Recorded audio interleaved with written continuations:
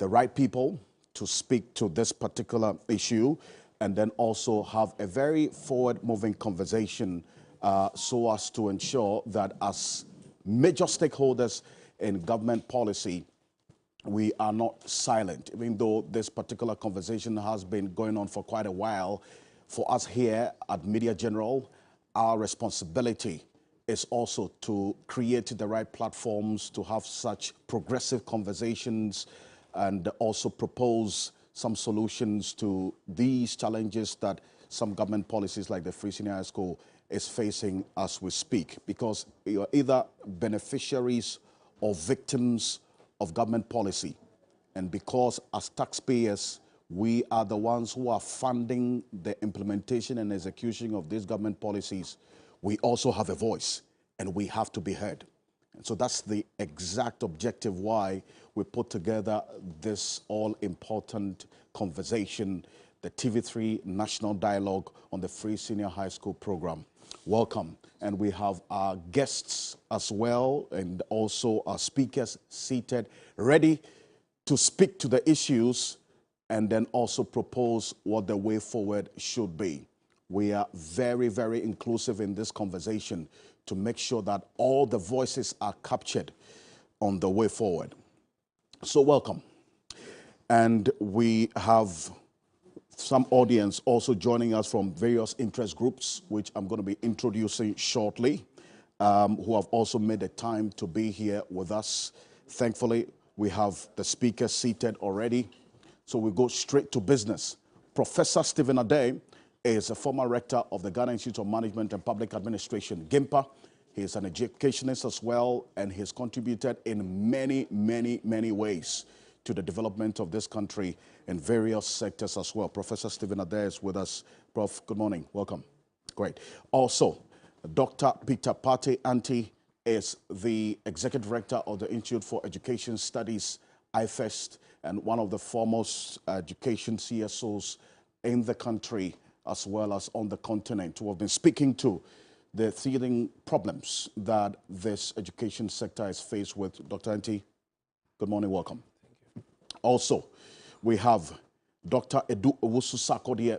He is an economist and a lecturer at the University of Ghana Economics Department, who has also been speaking to issues of government policy, and then also going to be helping us understand the financing issues, especially because that's one of the major issues that has come up with the Free Senior High School program, the sustainability of the current funding regime for the free SHS. Dr. Edu Owusu-Sarkodie, good morning, welcome. Good morning. Also, Kofi Asare is the Executive Director of Africa Education Watch, and he was, amongst other things, one of the voices during the inception stages of the Free Senior High School program when the discussion was going on. So to help us understand, what was the original idea of the Free Senior High School program? Has it departed from what they actually discussed at the inception stage? What should be done going forward?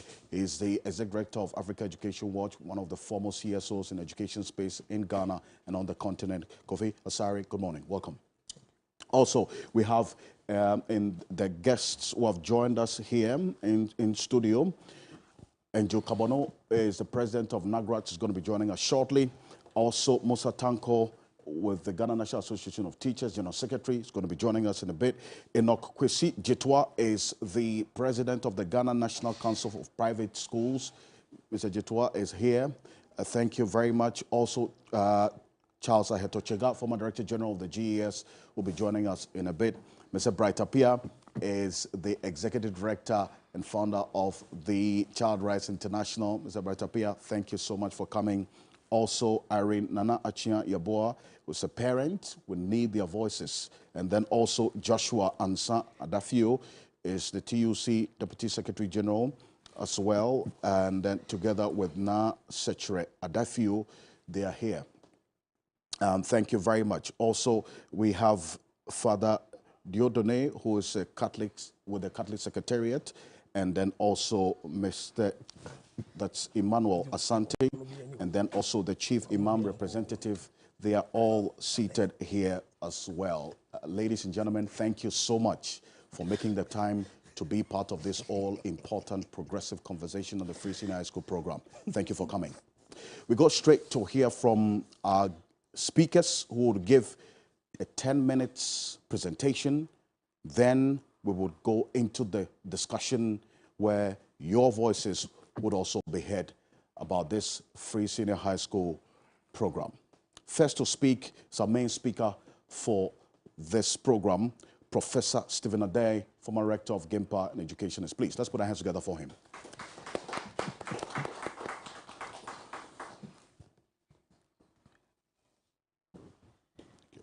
I didn't know that I'm a main speaker. I've sent you a bill,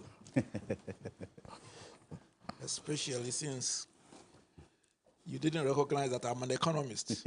Indeed. And the older economist you are, the more money you need before you die. So, first of all, let me thank you for this invitation.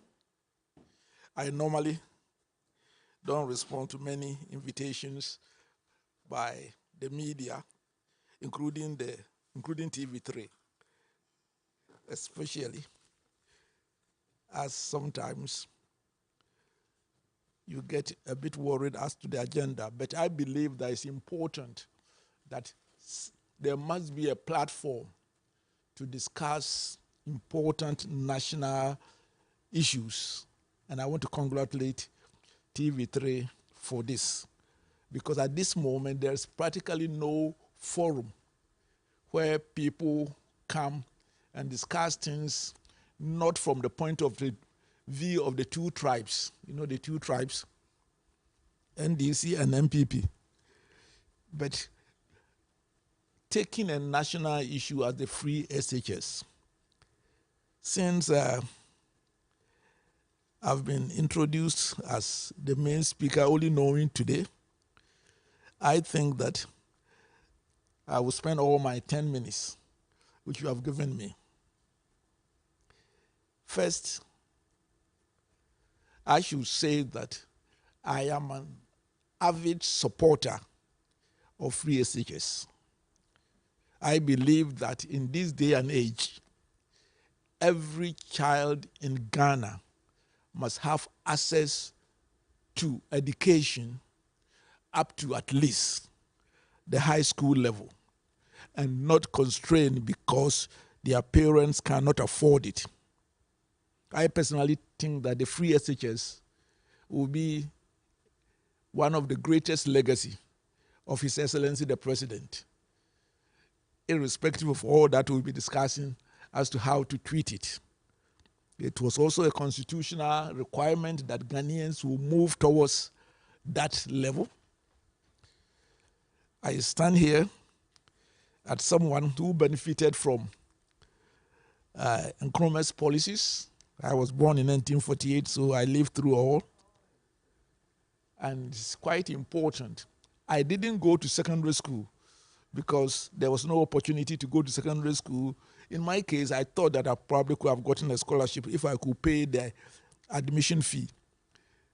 So therefore, I'm quite sympathetic to anyone who wants to offer free secondary education. And therefore, nobody, and I don't think there's any rational Ghanaian who would like to scrap the principle of free SHS. The second thing that I would say is that I anticipated that a free SHS will have problems. In fact, every country which has started, Kenya and other things, had challenges, and they dealt with them. The unfortunate thing is that in Ghana, of late, it's become as if a policy is a doctrine. Once it's there, you cannot talk about it. And when you talk about it, you are against all that things. No. I think it's a good policy, and I anticipated. In fact, I was consulted not in the preparation of the scheme, but when it has been done, the day before it was rolled out. And my response to the powers that be is that this is a good policy. When you implement it, there will be problems, and those problems must be addressed. And that is what, this is what I told His Excellency the President himself. And I also added that the young men and women who have brought this idea, work it out. Please, when there's a problem, don't make them scapegoats. Give them the opportunity because they'll be capable of addressing it. But of course, I was not talking like a politician, which I am not. Therefore, I believe that we should address the free HSS. It has come to stay. There are challenges to it, and the challenges must be addressed. On hindsight, and I think that there are some challenges that are being faced, even though I think that we must be very careful because of the haircut and the economic challenges that Ghana is facing. There's the tendency to say, oh, it's free HS, but I will leave, since I'm not recognized as an economist on this platform, I will leave it to the younger person. I want to say categorically that the free SHS is not the cause of the economic crisis. So let us separate them. The economic crisis has been the borrowing were not used actually to finance the free SHS. Neither was the free SHS that caused Ukraine or COVID. And therefore, I want us to make sure that what are some of the challenges that the current system is facing? Of course, you can list them as many as you can. First of all, I think that they have defined the free to be too free. It includes even getting physical education, clothing for children, getting them school uniforms. It means that every border is free, which is a discrimination between those who get admission to boarding and those who don't get admission to boarding. And I don't have a child, but if I have a child and you ask my child to be a day student and others should go, I will ask you to refund part of my tax to me because it is unfair. So there are various elements that are going on that we must look at, and we would be able to do so. However, we have to start somewhere, get the problems, and deal with them, not just, for example, I think that right from the beginning, excluding the private schools. I mean, I'm not talking about the elite private schools. The elite private schools won't allow the government to come in at all. But most of the private secondary schools, the lower level, had to close down because it's free. And their facilities are, you go to, for example, Swedro, Green Hill School, I believe that the government should have had some arrangement with them and then continue, rather than to say, it's government, private, don't come in.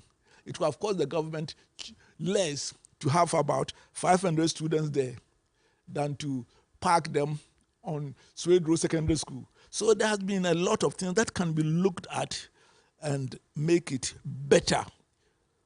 At the moment, a significant amount of Ghanaians also, not the majority, would like to contribute to make the system successful. The free secondary school now excludes everybody because it is meant to be free.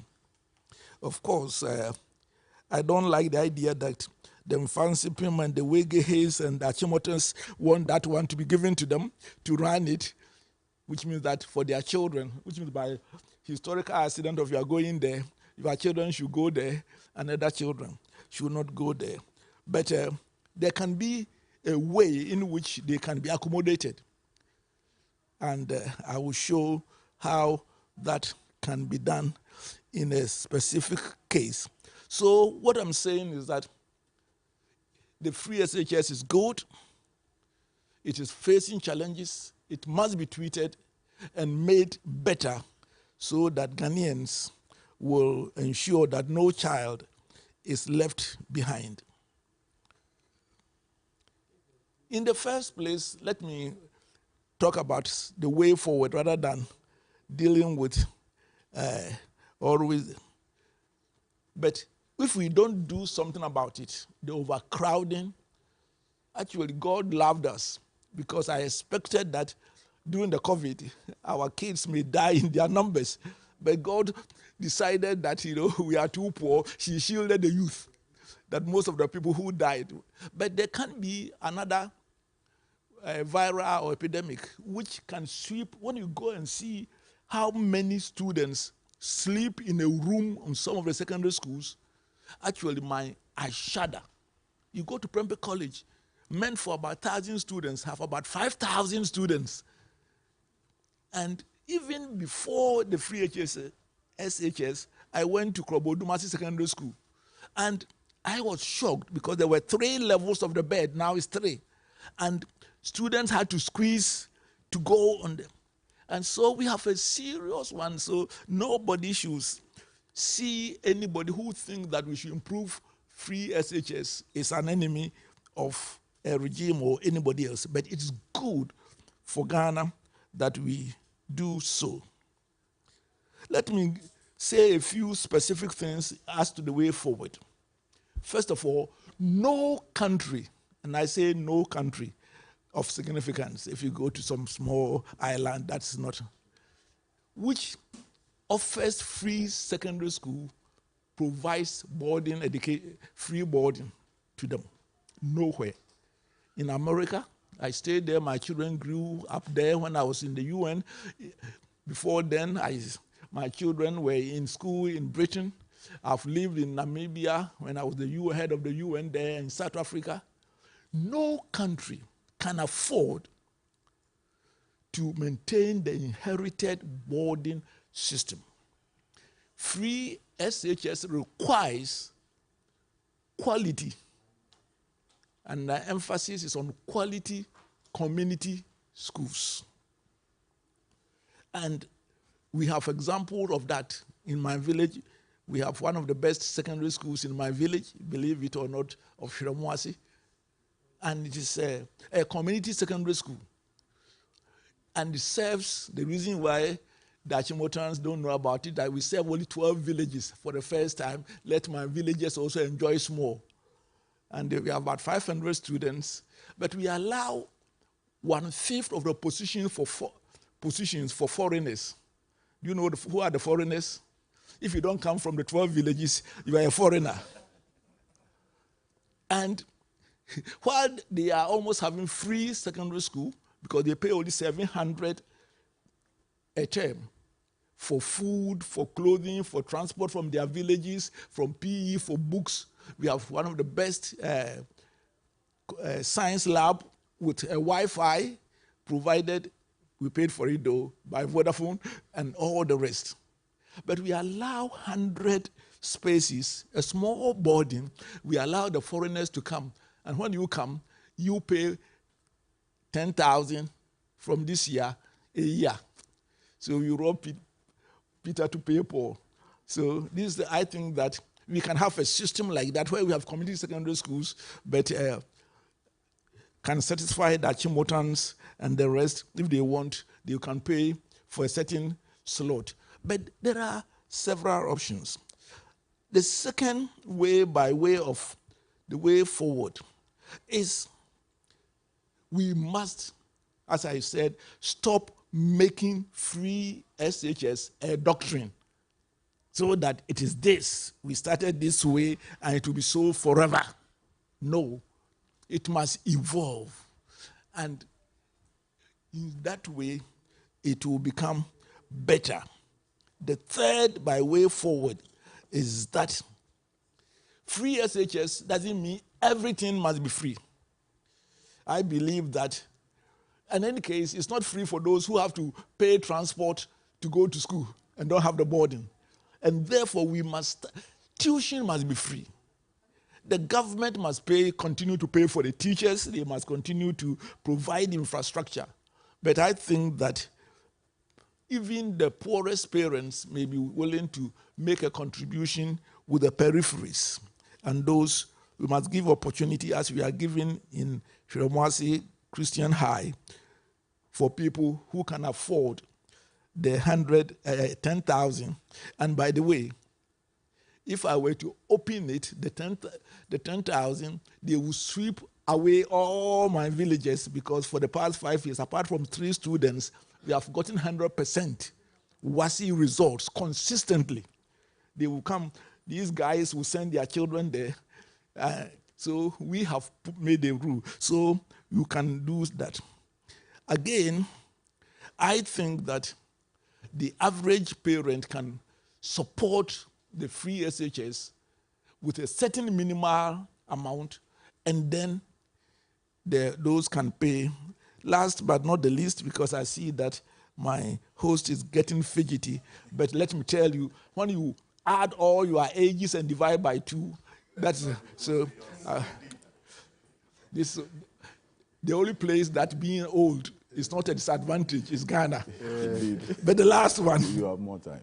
Yes. let me say that it is statistically proven that the free SHS has not produced lower quality students than when there was no free SHS, except that we can go forward, because all throughout Ghana's history, believe it or not, about 40 to 50% of our students fail at SHS.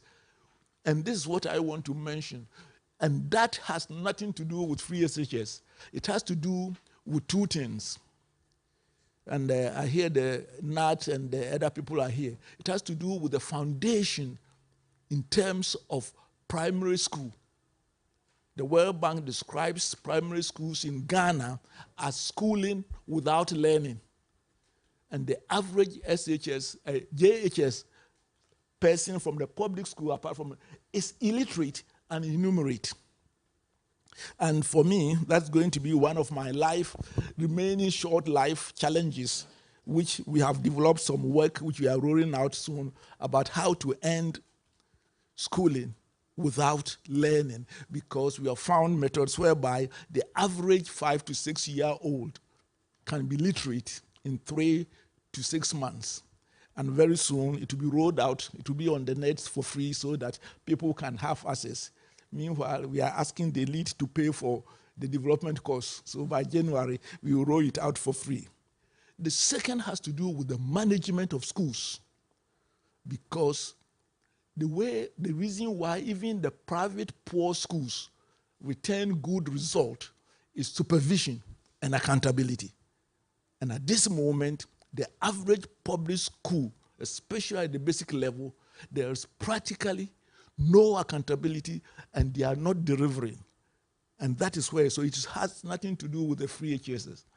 I trust him, probably, just to go ahead. I believe that once we tweet and exclude the peripheries, have a way that there can be contribution from those who can, Ghana can afford a free SHS for every child that needs it. I thank you.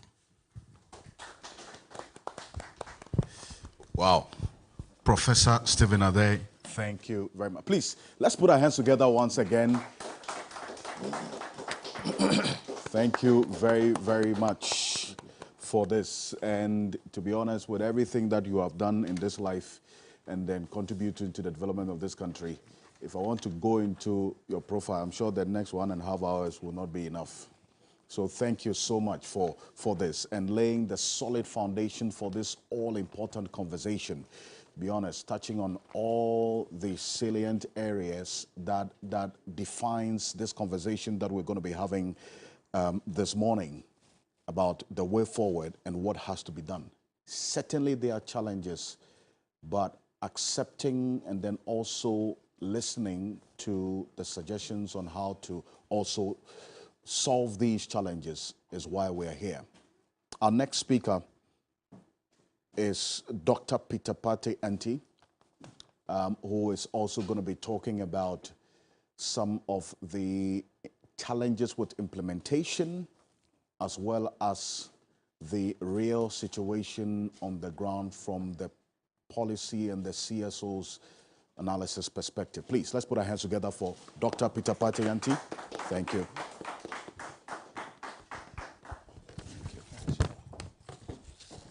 Thank you very much, Alfred.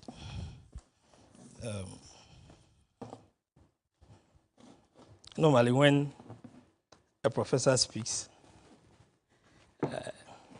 we, the students, don't have much to add on, especially from my background as an academic.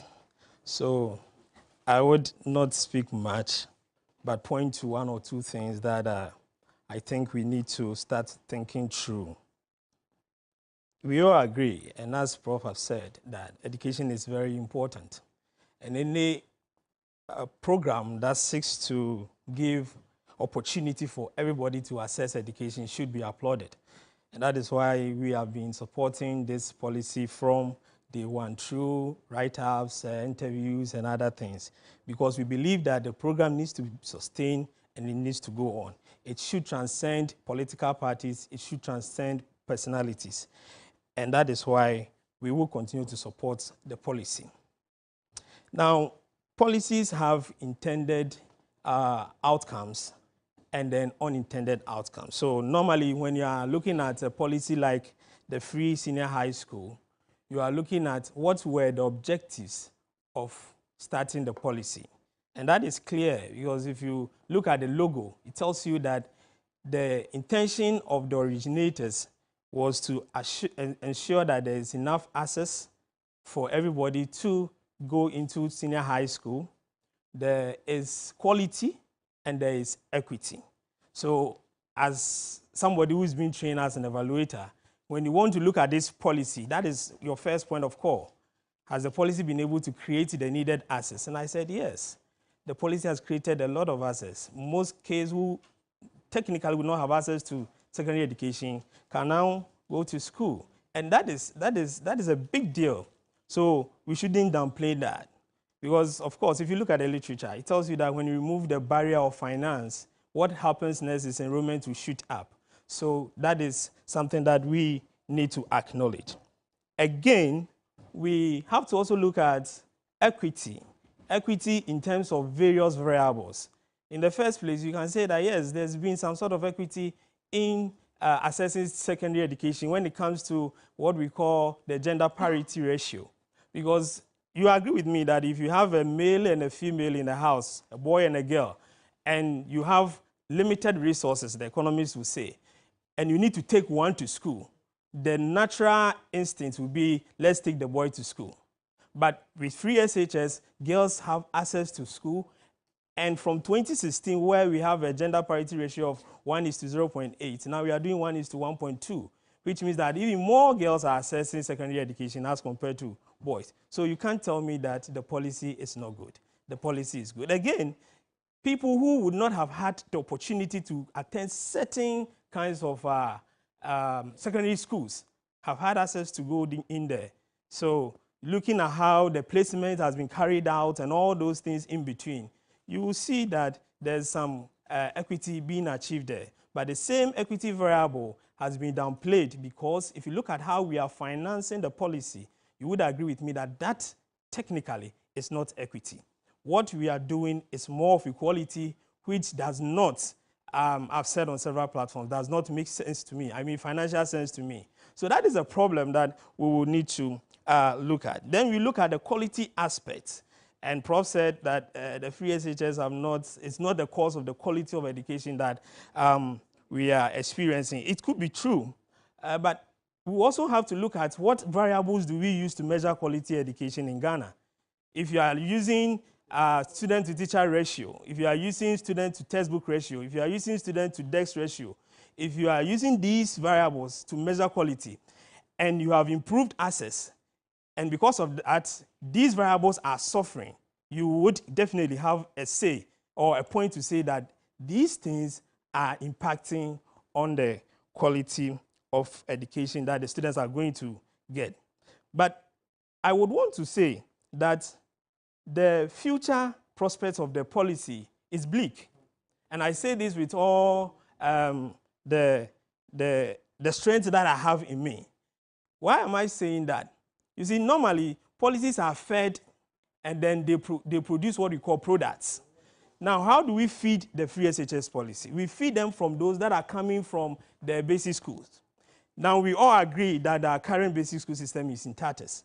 there are constant complaints about capitation grants not going, their performance, and everything in there is not working.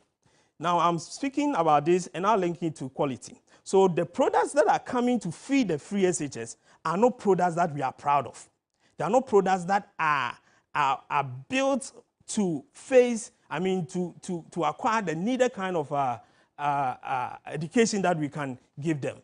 So if we are not particular about the point of feeding of the policy, and that's why I'm saying that the future is bleak. If you are not particular about the point of feeding of the policy, we are going to have a very serious problem, because these kids that are being transitioned to senior high school do not have the kind of education that they need. Prof said that in Ghana we do schooling, we don't do education. So they are just going through the system, especially those who go through the public basic school system. It is an eyesore. It's not something that you would want your world to be. And I wouldn't be wrong if I count everybody here and none of our kids are in the public school, because we know the challenges in there. So these people are being fed into the free senior high school, and their quality is at stake.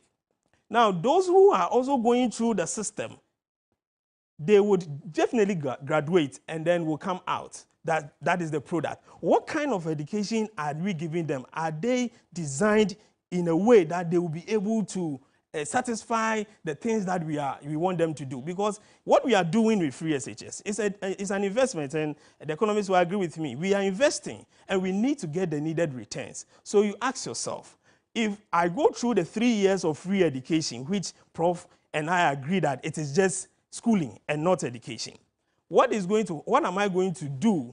What will be my contribution to the development of the country? Of course, because there are social benefits of education. We want crime rate to go down.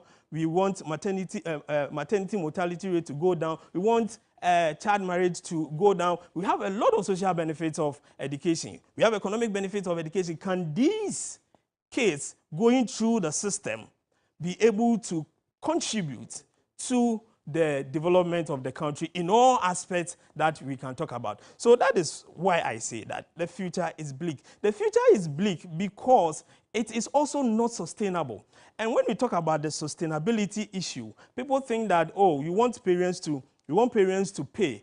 I don't think so. What I think is that we want another stream of income for the policy, so that if you have 60% coming from government, there's some 40% coming from somewhere. I don't care whether it's parents, I don't care whether it's an international grant, I don't care whether it's even taxes.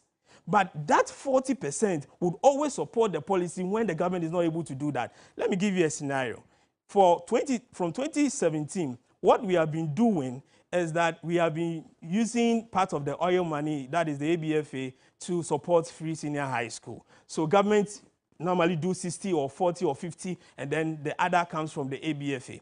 In 2023, this year, we are doing 100% from the oil money. And we understand the reason why that is happening. It's because government is going through certain fiscal challenges and austerity and other things that they are doing. So it means that anytime government is in trouble, the policy will be in a big mess. And that is why you think about looking at the policy, you think about what other means can we find money to be able to support that which is coming from government. And I don't think that anybody who proposes this, who talks about this, who wants this to be the case, is somebody who is anti-free SHS or somebody who doesn't want the betterment of the policy.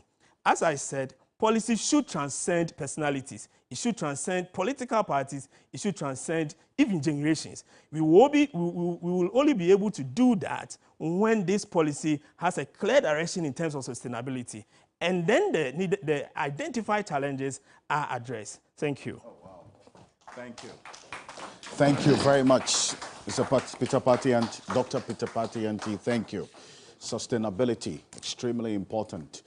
So we don't subject our children to 3 years, 4 years, free, half free. Then, and it's a very, very, very important issue that you raised there. Thank you, Dr. Peter Patianti. Appreciate you for this one. And for the sustainability proposals that you're making, I'm sure parents here and those who are watching us will rather want to contribute directly than to pay taxes, because that tax proposal, no, that one it's going to raise issues. But anyway, I mean, these are the reasons why we're here. It is the sustainability question that is one of the biggest that we seek to answer with this conversation this morning. If you're joining us now, we're having this TV3 National Dialogue on the Free Senior High School program in perspective, the progress, the problems, and the prospects. We're live on 3FM 92.7 as well. Let me just put it on record that we extended an invitation to the Ministry of Education. We received information just last night that they are unable to make it or to represent. But thankfully, we have someone who was part of the conversation at the inception stage of this Free Senior High School program to talk about the progress of the Free Senior High School program. And as you heard from our various speakers who have earlier spoken, they have indicated that this Free Senior High School program is good. But what is the way forward? So Kofi Asare, Executive Director of the Africa Education Watch, please, let's put our hands together for him. Thank you very much, Alfred, and I am grateful for the opportunity, Media General. I agree with both speakers, earlier speakers, that the Free Senior High School program is a good program, and that on the basis of that, it has to be improved to become better. In 2017, when discussions around the Free Senior High School program, when the discussions were taking place, the main problem from where I sat and my participation in the process was that about 33% of Ghanaian children who were completing basic education were not able to enjoy secondary education. Indeed, in that year, about 110,000 BECE graduates were unable to transit into secondary. Now, we all appreciate that secondary education is important, and it is more important considering the fact that for the next 25 years, Africa remains the youthful population of the world. About 60% of Africa's under 25. Africa has about 60% of its population being under 25. And the meaning is that once we have about 60% of our population being under 25, it means that we have the most youthful population in the world. The meaning is that the world will fall on us for critical manpower required to propel global economic development. Again, the meaning also for a country like Ghana is that how we manage this youthful population will either become a blessing or a curse. Bear in mind that every year Africa produces about 11 million new entrants into the world market, into the world of work or the labor market. But out of this 11 million, we are only able to provide jobs for 3.7 million. So there's a huge gap between the skills required, if you like, within the world of work or by industry, and the skills that our products, the products of our educational system possess. That gap is critical. And for you to appreciate, or for us to appreciate the relevance of free secondary education, we must understand that our secondary education system must be first accessible to this teeming number of youth that are dominating our population. And then also the quality must improve to make them relevant to the world of work. So when the discussions were taking place, I actually appreciated why we needed a free senior high school. No wonder government set out the policy's objective to be, among others, expand equitable access to secondary education and improve its quality, including STEM, and ensure that there's a prudent financial management of the system. And government anchored all this on the philosophy of Article 25, 1B. We all know where the Constitution talks about equal access to educational opportunities and facilities. The B more specific to the progressive introduction of secondary education. Now, what has happened since? Government rolled out the program in 2017 with 4 key interventions. I mean, 3. The first was that at that time, there was a cut-off to secondary education. and it was around aggregate 36, which meant that any student who had more than aggregate 36 at BECE could not progress to a public secondary school. That cutoff was one of the reasons why 33% of BECE graduates were not transiting to senior high school. So government removed that cutoff and came with a new cutoff, sort of, which simply said that once you are not getting 9 in maths and English, you will go to secondary school. So that's about idea 52. So 36, 52, automatically the numbers will increase. Because if you look at YS grading system, you virtually add 30% more to the numbers if you stretch the cutoff from 36 to 52. The next thing government did was to remove direct cost barriers to secondary education. Admission fees, feeding fees, and other fees in the school, you know, SRC, library, uniforms, and all fees that were previously paid by parents were absorbed by government. So parents were still providing some items on the prospectus, but not the regular fees and what we call the regular financial impediments to access to secondary education, which was great. And the third thing government did was to begin expanding access by expanding infrastructure and facilities. So within a short period of time, we saw an increase in enrollment, obviously because of these 3 key interventions. Government was able, or government has been able to date, to increase what was a 66% transition from basic to secondary to 92%. So almost 30 percentage points increase in transition. And that is remarkable. Second thing is that, obviously, in terms of real numbers, enrollment increased from about 800,000 to 1.3 in terms of the full cohort in the school environment. That is fantastic. In fact, if you look at YS grading system, the star 9 system, there's a 4% of candidates who always get 9, 4%. And so at a point when you are reaching 92% transition, then it means that only about 4% of BECE candidates are not going to secondary. Because if 4% will get 9 in maths or English per the star 9 system, then it means that if you are doing 92% transition, then only 4% of those who qualify for secondary per the new, you know, per the new cutoff are not going. Statistically, that is what it means. And so the policy has made enough progress. In terms of quality, as Prof said, there's no evidence that the output of the policy is bad. At least the only measure we have is WASI. And the WASI results that have been churned out since then to date indicates that there have been significant improvements. In mathematics, for instance, performance has increased from about 33 to about 60. In English language, increased from 51 to 60. Integrated science from 48 to 62. And I'm talking about between 2016 and now, 2022. Social studies from 54 to 71. This is because government has been intentional in investing in what it calls interventions in the senior high schools. Yes, double track existed and still exists in a form now.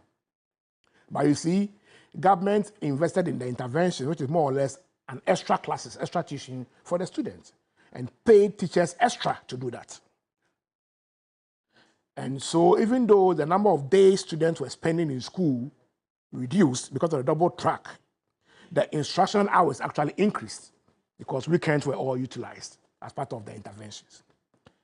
And when you have a deliberate effort to resource schools, provide adequate textbooks for them, provide interventions, i.e. extra classes, to provide extra tuition for them, and etc., you would definitely expect to see some improvements in learning outcomes if WIEC assessment can be called a learning outcome. And that is why I also subscribe to the idea that there is no data to suggest that the policy is low on quality.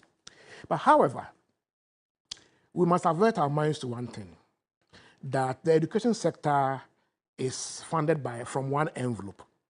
And in that envelope is tertiary, basic, and secondary. From that envelope is basic, secondary, and tertiary financed. Now, how you deploy resources from that envelope will determine how balanced you are able to develop all the three subsectors. If resources are deployed inequitably, you have a situation where one part of the, or some part of the three segments of the system will be more developed against the others. We also agree that without resources, you can't develop education, because all I enumerated about the beautiful story of the Free Senior High School is because of a deliberate policy to finance it. Now, why am I saying so? Whilst we are recording this beautiful outcome from Free Senior High School, if you look at the pre-tertiary budget, I'm talking about basic and secondary budget of the Ministry of Education, this year, for instance.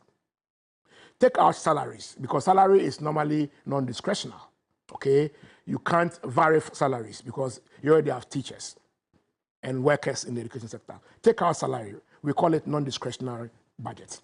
If you analyze the non-discretionary budget of the Ministry of Education for this year, for instance, you realize that basic education is taking about 4%. 4%. And the remaining 96% is taken by secondary education. And the discretionary budget of the ministry is that budget that the ministry can vary. You know, that is the only budget that can vary. That's what they used to buy goods and services, and then also to build schools. So goods and services capex, teaching and learning materials, building schools, infrastructure, training. 96% of that discretionary budget is going to secondary education and TVET, and only 4%. So that 4% is the reason why you will hear capitation grants not being released in about 2 years. That 4%, which has been dwindling, it used to be about 19% in 2016. So it has been declining since we started investing in free secondary education in 2014. It has been declining from 2014 all the way to now at the point of 4%. So far as we maintain the free senior high school program in this way, that basic education share of the Ministry of Education discretionary budget will continue to decline. And it will be the reason why you will not be seeing basic schools being built the way they should be building. They should be built, or they should be springing up. It should be the reason why you won't be seeing adequate textbooks, underlying adequate textbooks in our basic schools. And it will be the reason why we'll also not be seeing capitation grant being disbursed to our public basic schools timely. So I believe that a way out of this is to fashion out an approach where those who reasonably should be able to afford some aspect of the free senior high school budget should support government. And this is what I believe in. I believe that at the basic level, 30% of students are from private schools. So let's assume, and that is not far from the reality, that 30% of BECE students who enter senior high school came from private schools. That is one. 2, we know that about 40% of private schools are low-cost private schools. And what I mean by low-cost is that some of them are makeshift schools. They are patronized by people who are poor, but they have no option because they live in Oyibi, and there's only one public school in Oyibi, but there are about 20 private schools. So if they don't enroll them in these schools, they cannot have an education. Poor people. So let's take out the 40%, meaning that 60% of the 30% that will transfer from private schools into senior high schools are from regular public schools, private junior high schools. Averagely, $100 a term is how much a parent spends on a child in junior high school. A term, only $100. And I'm talking about fees, books, and direct school expenses. I'm being very charitable. If I had transport, $100, that's 1,100, 1,200 cedis.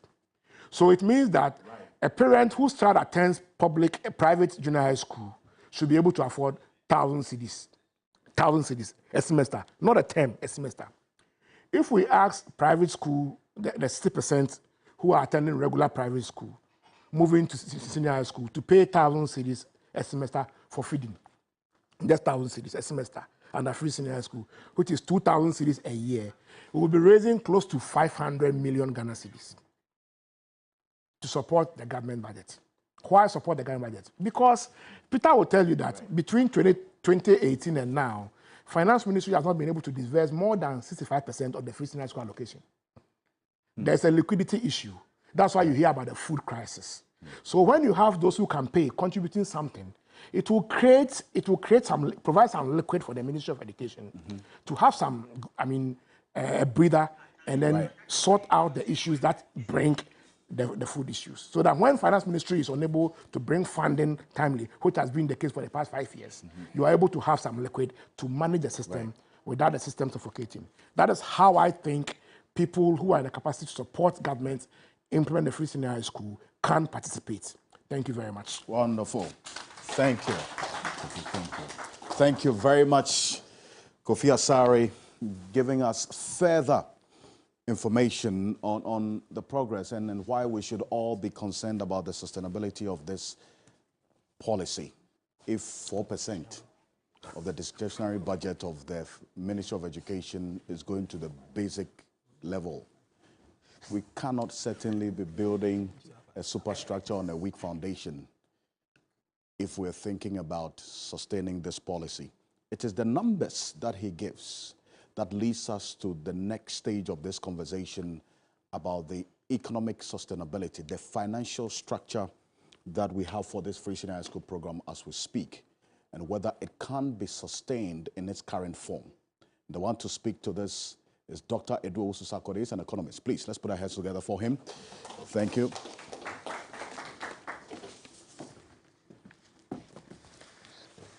Hi, Alfred. Thank you very much, and good morning to you all.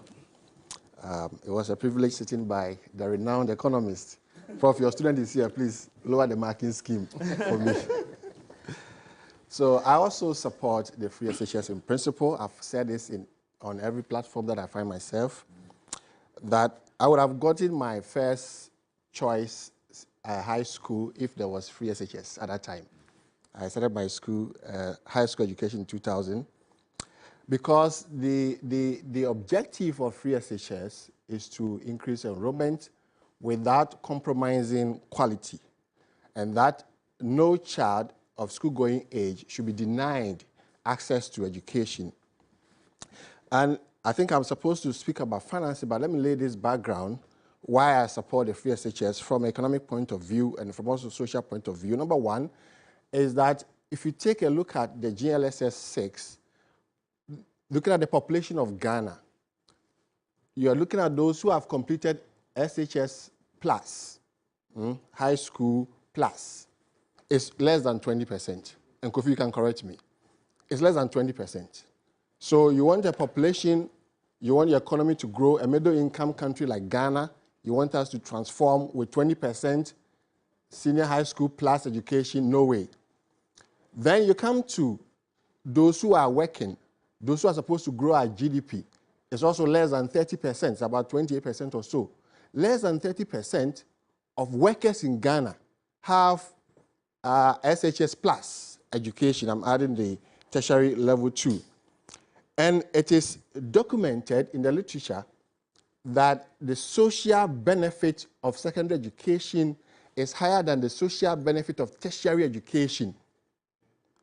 The tertiary education has been enjoying government subsidy, government support. There has not been any call for a review or a cancellation. Now, secondary education is enjoying government support, and some people are calling for a cancellation. And I think my brother mentioned the social benefits like crime, controlling crime, mortality, reproductive health, all these things, the benefits accumulated together is higher than the tertiary education. That is why in economic principles, I support the free SHS. Then when we are talking about inclusive growth, we are in the IMF program. One of the strongest pillars of the IMF program is inclusive growth. And we also know from the literature that one of the first things you look at when you're talking about inclusive growth is education. Everybody having access to education because of productivity. Now, my understanding of this is that it is not the case that whoever goes to high school should go to the tertiary school. It is not the case. We are looking at the productivity of those in the high school, those who qualify from the high school. And a typical example, if you go to the restaurants that we have, the caterers or the cooks or the service, those who serve us, those with high education, you see the quality, you see the hygiene, that is the productivity we are talking about.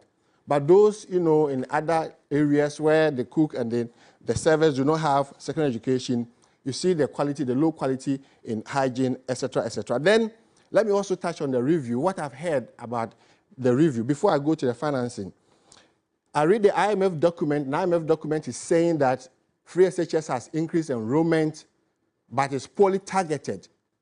And I read that document and I asked the IMF staff that what is poorly targeted? Well, how do you define poorly targeted? No definition. It was just put there.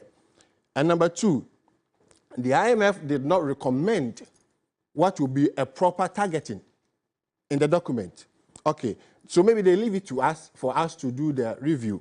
And these are the reviews I've heard. Number one, that the poor must be made to enjoy and the rich be made to pay. But I do not support that because you need data to do that, what we call the discrimination, quote unquote. You need data to successfully implement that kind of targeting to discriminate the rich from the poor. My second point of not supporting that type of targeting is the direct tax system in Ghana is progressive. In other words, the direct tax burden falls more on the rich than the poor. So already the rich is paying huge sums of money in terms of taxes in the country. Then the other review, the other targeting I've heard, which I do not support, I think Kofi mentioned it, that those from public basic schools, is that your point, should, those from public, okay, maybe that's not your point, but let me say this. Those from public school, the ones we call Saito, should enjoy free SHS, and those who go to private basic school should not. Again, I do not support that argument. And the other one that maybe I'm tempted to support is the one proposed by Prof about a boarding fee, that it should be a tuition fee free tuition fee, but the boarders must be paid to, must be made to pay the boarding fee. That I'm tempted to support, but with a caveat. The caveat is that in every review, we must be careful about the cost-saving element. Or the discussion we are having here, I'll go to the finances because people think that it is putting so much burden on government. But if after the review, we have not been able to save any significant amount of money, then there was no need for that review. So every review that we make to the free SHS must give us a significant cost-saving element. Other than that, I may not support it. Now let's go to the finances, the meat of my argument. The free SHS cost has risen from 0.8 billion Ghana cedis to 1.2 billion cedis to 1.6 billion, 1.8, 2.4, 2.8, and now we are talking about some 3.2 billion Ghana cedis. 3.2 billion, 3 billion cedis, you might think that it's a huge money, but it's not. And Prof asked me to explain this, that is the free SHS the cause for Ghana's woes, economic woes? No. Is the free SHS putting so much financial burden on government? I say no. And I have my reasons. My reason is that we are running away from responsibility, both from the government, from us in academia, from you in the media, from everybody. What is that responsibility? The responsibility is to look for serious, sustainable financing to keep the free SHS running and get rid of the problems. And I repeat, when you meet a problem in life, you don't run away from the problem. You find a way to resolve it. Deal with the problem. Do not throw away the dirty water with the baby. Separate the baby from the dirty water and throw away the water and keep the baby. So for you to say, or for anybody to say that 3 billion is causing so much burden on government, therefore cancel it or review it, my rebuttal is the government should rather look for extra funding elsewhere to keep it running. Don't run away from the problem. Deal with the problem. And how do we deal with it? I think that's why you invited me. Number one is the property rate. The property rate or the property tax. According to a research that I cited in 2016, the property tax revenue is expected to be 2% of GDP. This was 2016. Without digitization, I'm sure with digitization, it will be more than 2% of GDP. But let's keep the 2% of GDP. Ghana's GDP is estimated to be 599 billion cedis this year. So let's say about 600 billion Ghana cedis. 2%, only 2% of the 600 billion Ghana cedis is 12 billion cedis. So even if we take a look at just the property rate, the revenue from the property rate, 2% of GDP this year, if we were serious as a country to provide funding from free SHS, we can raise 12 billion cedis out of the property rate. So the argument of the rich being made to pay will be resolved from the property rate because it is the rich that have the property. So once you tax the property, you have the revenue, and it's a wholesale free SHS, which I support. And 12 billion, with this current expenditure of free SHS, the 12 billion can finance free SHS for 3 years. So 1 year revenue from the property rate can finance free SHS for 3 years. That's how sustainable it can be. Number two, the tax exemptions. The tax exemptions is costing this country between 1% to 2% of GDP. Tax exemptions, those who do not pay tax, those who enjoy tax rebates. Tax exemptions. Now, per my estimation, 1.5% of today's GDP will be 9.6 billion Ghana cedis. 9.6 billion Ghana, that's more than 3 times the expenditure of free SHS. So if you need money, go and review the tax exemptions and then get some money from there. And this one, I'm even being generous because it can go as high as 12 billion, the tax exemptions. And now, the major one. So I've mentioned 2. I think, my brother, let me say this before. You mentioned the oil revenue, which I agree. According to the research again, the oil revenue, the impact of the oil revenue on household income in Ghana is estimated to be 0.1%. I repeat, the oil revenue impact on the incomes of households in Ghana is estimated to be 0.1%, very negligible, minimal. And therefore, it means that you have few people enjoying the oil revenue as against the many.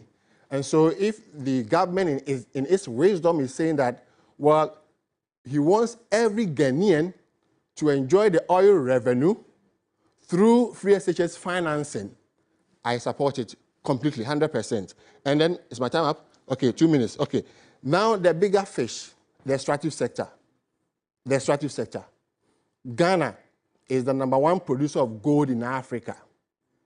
Last year, we produced $6.6 billion of gold, not million, billion dollars of gold, just 1 year. Ghana is #1. How can the #1 producer of gold in Africa not be able to find money to finance free SHS? Oil. We produce oil amounting to $4.2 billion in 1 year, just last year. Put the two together, we are talking about $12 billion. Use the exchange rate and do the math. How can't we finance free SHS with our oil, our extractive sector?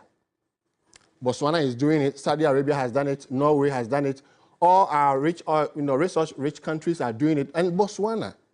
Prof, I don't know if you can correct me, I don't know, I've heard that Botswana education is free from crèche to tertiary. And the value of Botswana's extractive sector is 60% that of Ghana's.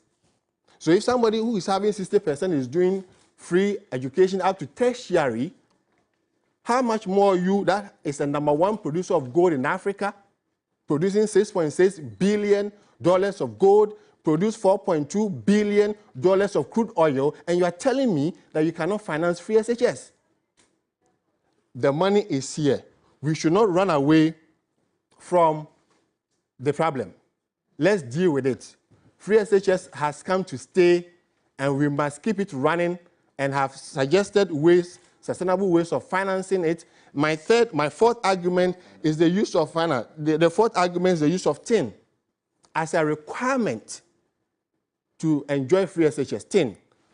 As a country, we should not run away from tax payment. Even if you have to pay 1 cedi, pay it, show your tin. If you want your child to enjoy free SHS, which has been financed by other sources, show your tin before we admit your child. The tin must be a requirement for the admission of children into the education. I'm sure you give me a chance to say more. Thank you very much. Thank you. Thank you. Please, thank you.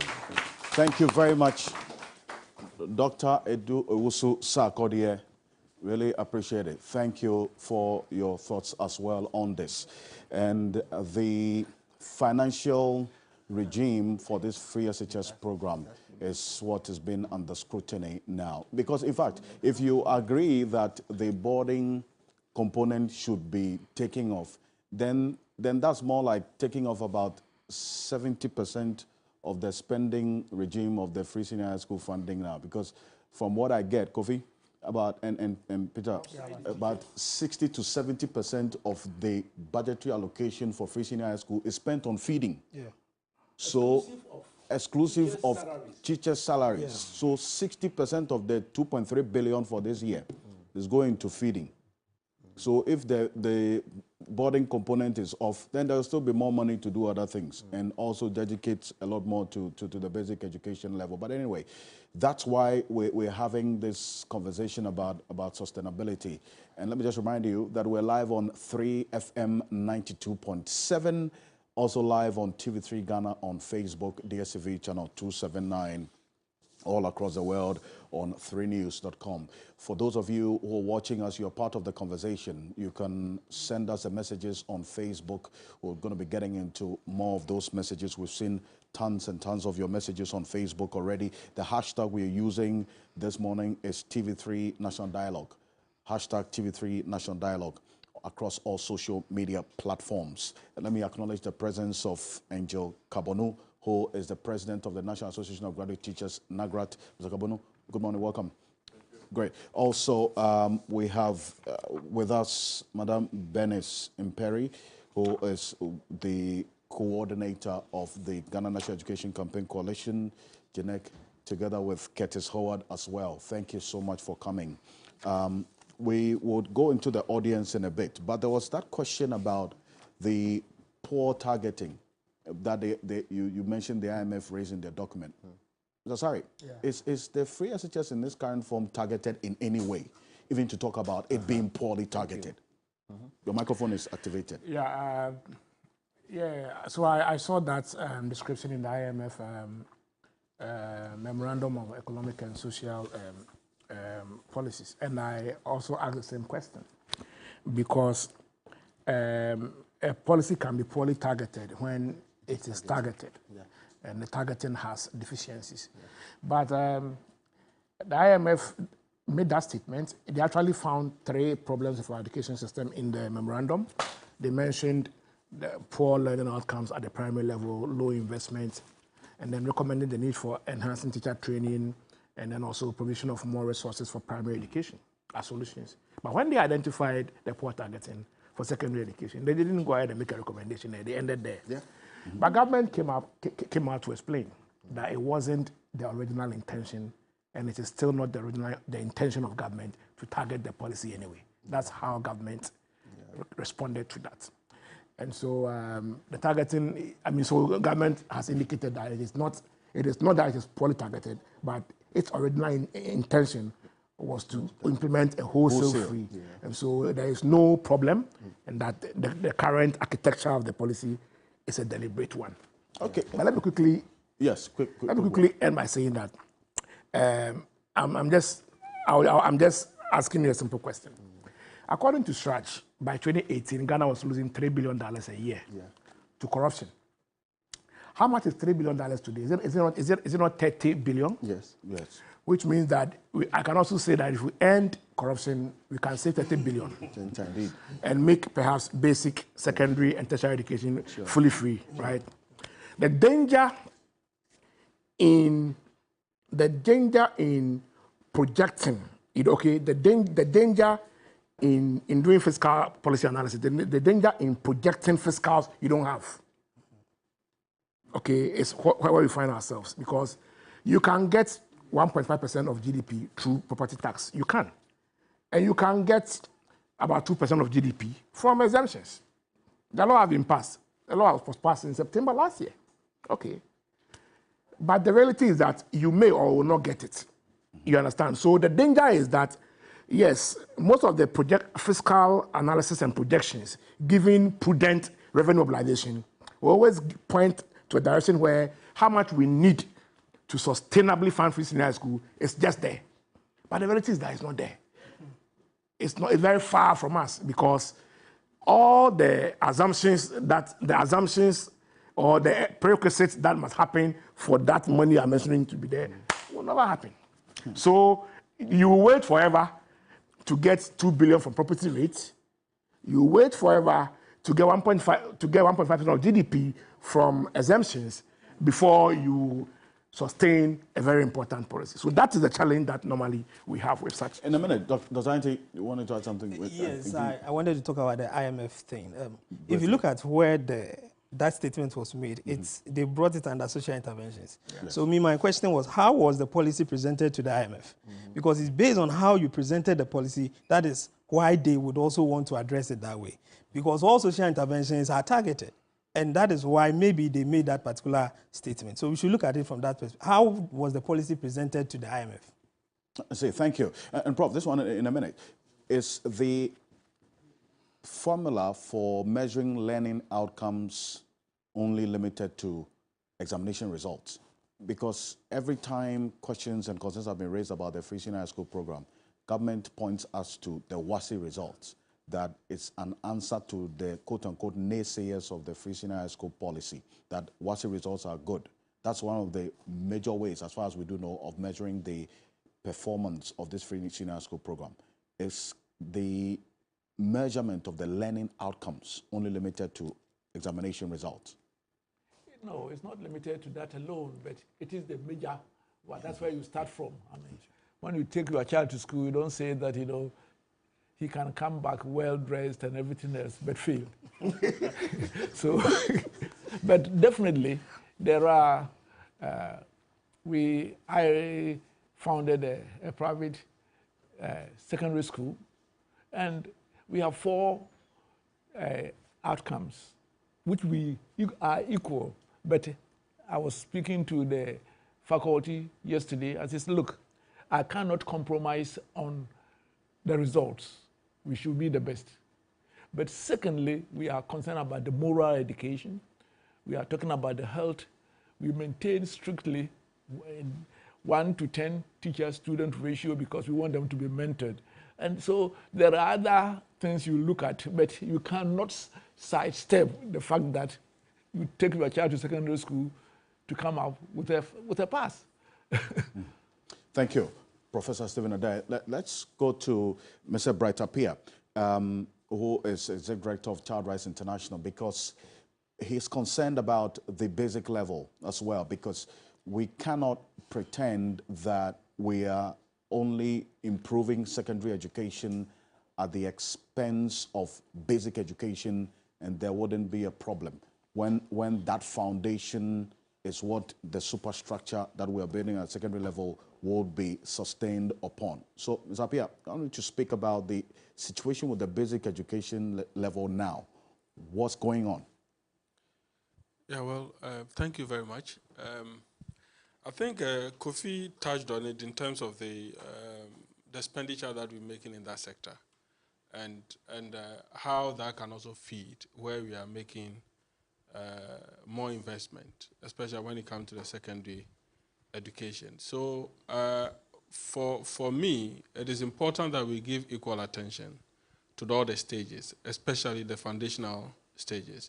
And because of also political commitment, you see more of this investment at the secondary school level. And that for me also raises a whole lot of issue as to whether the system can only, because of political commitment, can favor a particular policy because it's coming from a certain direction, or we look at education in totality to see how we can structure investment in that sector so that it be beneficial. Because if you look at the health sector, for instance, they've been very consistent in terms of its policy rollout. But when you pick the education sector, it's met with a lot of political agenda and all that. So it makes it very difficult for you to come to a certain conclusion in terms of the consistency that we want to see in that sector. So the capitation grant, as they've said, has suffered a lot of things because we are not making a lot of noise about it. Early childhood education is very serious. We are not really paying much attention about it. But these are systems established to feed where we are making more investment. So it's important that we look at all these sectors to ensure that, yes, we give it a priority. And to even look at it more from the perspective that it raised from it. Doc talks about the social environment. Kofi talks about the economic, in terms of looking at it purely from economic point of view.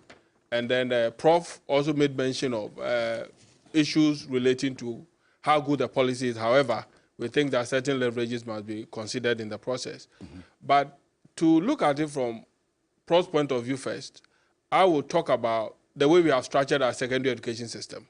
It is true that when you go to other countries, it's a community schools. So therefore, you expect that their policies will be tailored towards that angle. But when you come to our side, if you look at the way we have even built our secondary school, we envisage that it's going to be a boarding system. Therefore, if government is developing policy, then it will target. But to say that those who are to access it from that point of view should pay, will demand a lot of explanation as to why that should be. Because the example that he cited, they have a different philosophy guiding the way and manner they run education. So it is important for Prof to also give us more light on why, that comparison and why he thinks that, they should also pay for the fees. Again, Doc, you made mention of a very critical point that no matter how we look at it, free education is a social policy. It's not only looking at economic gains, it's also looking at the social investment that you are making and the benefit that we have, and you touched on it. So I would also want to get it from your point of view. If you say the future is bleak, with all the embellishment that you're giving to the policy, by concluding that the future is bleak, based on certain factors, I still feel that we will need more explanation to it, because how the policy from our point of view, I think that if we address some of the issues that Prof raised in it, we should be able to run this program effectively. And Kofi's point is valid from the perspective that if we have this X amount of money and we are investing, then we should be very careful in terms of how we use that X amount. But let's also avert our mind that when we were even implementing this particular policy, we didn't envisage that government will even fund it to this level. One of the major issues that we raised to government is that government should be able to clearly define where the financing is going to come from. So if government is able to do that, then the suggestions that Doctor is giving from the economic point of view as to we should look for other sources of funding to fund secondary education, I think that is appropriate. Because if we also we didn't project that we will come this far, but we are here. It does not mean that we cannot do more. So I suggest that, yes, it is true that the little that we have, we should distribute it enough for all sectors to get it. But however, we should also have it as planned to envisage that there are other sectors that we can also advise government on to get money to finance our education in this country. Thank you. Thank you very much, Mr. Bright-Apia. I'll come to Mr. Angel Carbonneau and then, Madam, to you as well. So, and then Mr. Jetua, and yes, so I have them. Mr. Carbonneau, so can we talk about the review of this policy without touching on the financing structure as we speak? Because Dr. Dosu Sarkodie makes the point that it can be wholly financed by government regardless, but you are on the ground. You are faced with a situation and all what is happening to the policy as we speak. Can that continue? Well, thank you very much. I thought the philosophers told us that an unexamined life is not worth living. So what on earth can you tell me ought not to go under review? Life itself ought to be reviewed every morning when you wake up from your bed. And there can't be an aspect taken out from the review process, because it's more or less like a collective whole that presents to you something that is tangible. For me as a school teacher, I walk to the schools every morning and I see the schools deteriorate. And that is where my concern is. The philosophies and the theories don't matter to me. What matters to me now, here and now, is that the schools are deteriorating and they are deteriorating fast. I teach in St. Mary's Secondary School, Kolegono. And when I go to my school and I walk to the administration, I see that things are falling apart gradually. Go to Wesley Girls, talk to the headmistress of Wesley Girls. Go to Ebury Girls. And I'm talking about the so-called Ivory League schools. I've not mentioned VACBO, I have not mentioned FIDIM and all those other ones.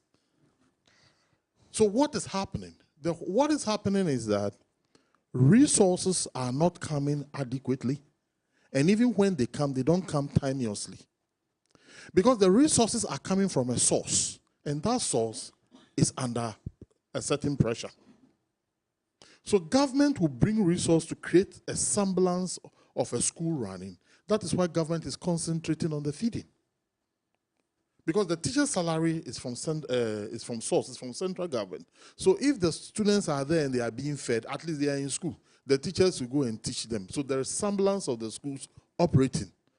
And that is what we are doing. The other thing that we need to look at critically is that before Get Fund, Ghana was providing schools and facilities. Then we brought in Get Fund, where a percentage of our incomes will be taxed for education. What has happened to the Get Fund? The Get Fund is being capped. And as a matter of fact, the monies that's supposed to go to Get Fund do not go to Get Fund completely, and we all know why. Then we were there and we said, oh, we want to help fund health. So you bring in a health levy. We're collecting the health levy. Government said, look, my kitty is getting low, so they take part of the... So whatever you bring, whatever taxes you impose on these people, the huge and unending stomach of government will be so much that government will pick from it. So the grand theories will look appealing, but the reality is absolutely different. For me, I'm saying that if we are, and are you aware that there's gradually an upsurge of private senior high schools springing up within the periphery of Accra? Go to Kaswa. Go to the peripheral area. And why are those schools getting patronage?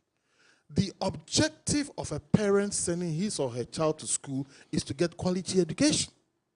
That is why our basic public schools got destroyed, especially in the urban and peri-urban areas. And when you come to Accra, gradually, the Accra and Central Kumasi, majority of basic school students are within the private schools and not within the public schools, though the private schools are more expensive. So that should tell you it's not the presence of the school, but the type of education that is being given. And I am telling you that these schools are getting patronage, and gradually we will find a very nice name for our public senior high schools. Maybe we'll call it Ajayanki like we call the other one Saito. The last thing that I like to say is that a parent sent the daughter, the second daughter, to a private school around Kaswa. And the total school fees, that is boarding and tuition, was around 6,000 cedis. The first daughter is in a Ebury Girls Senior High School, and it's supposed to be free. But when she sat down and did the calculation of expenditure, one official, one unofficial, the unofficial expenditure to Ebury amounted more than the 6,000 that she was paying with certainty. Because with the 6,000, she's certain that the child is going to get good food, so she does not worry. But every weekend, she sends food to Ebury.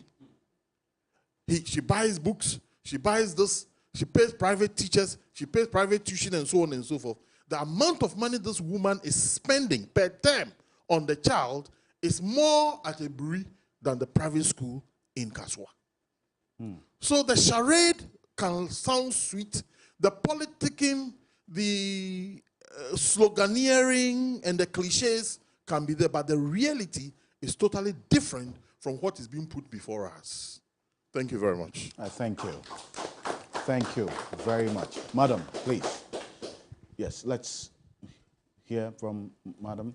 Yeah, thank you very much for the opportunity. My name is Nayeli Adefiu Secretary. I'm representing the Deputy Secretary General of the Trade Union Congress. Thank you. And I am excited about this conversation, and I am a beneficiary of the free SHS. My daughter happened to be the very first, among the first batch of students that went to the school, Labone Secondary School. So I really appreciate.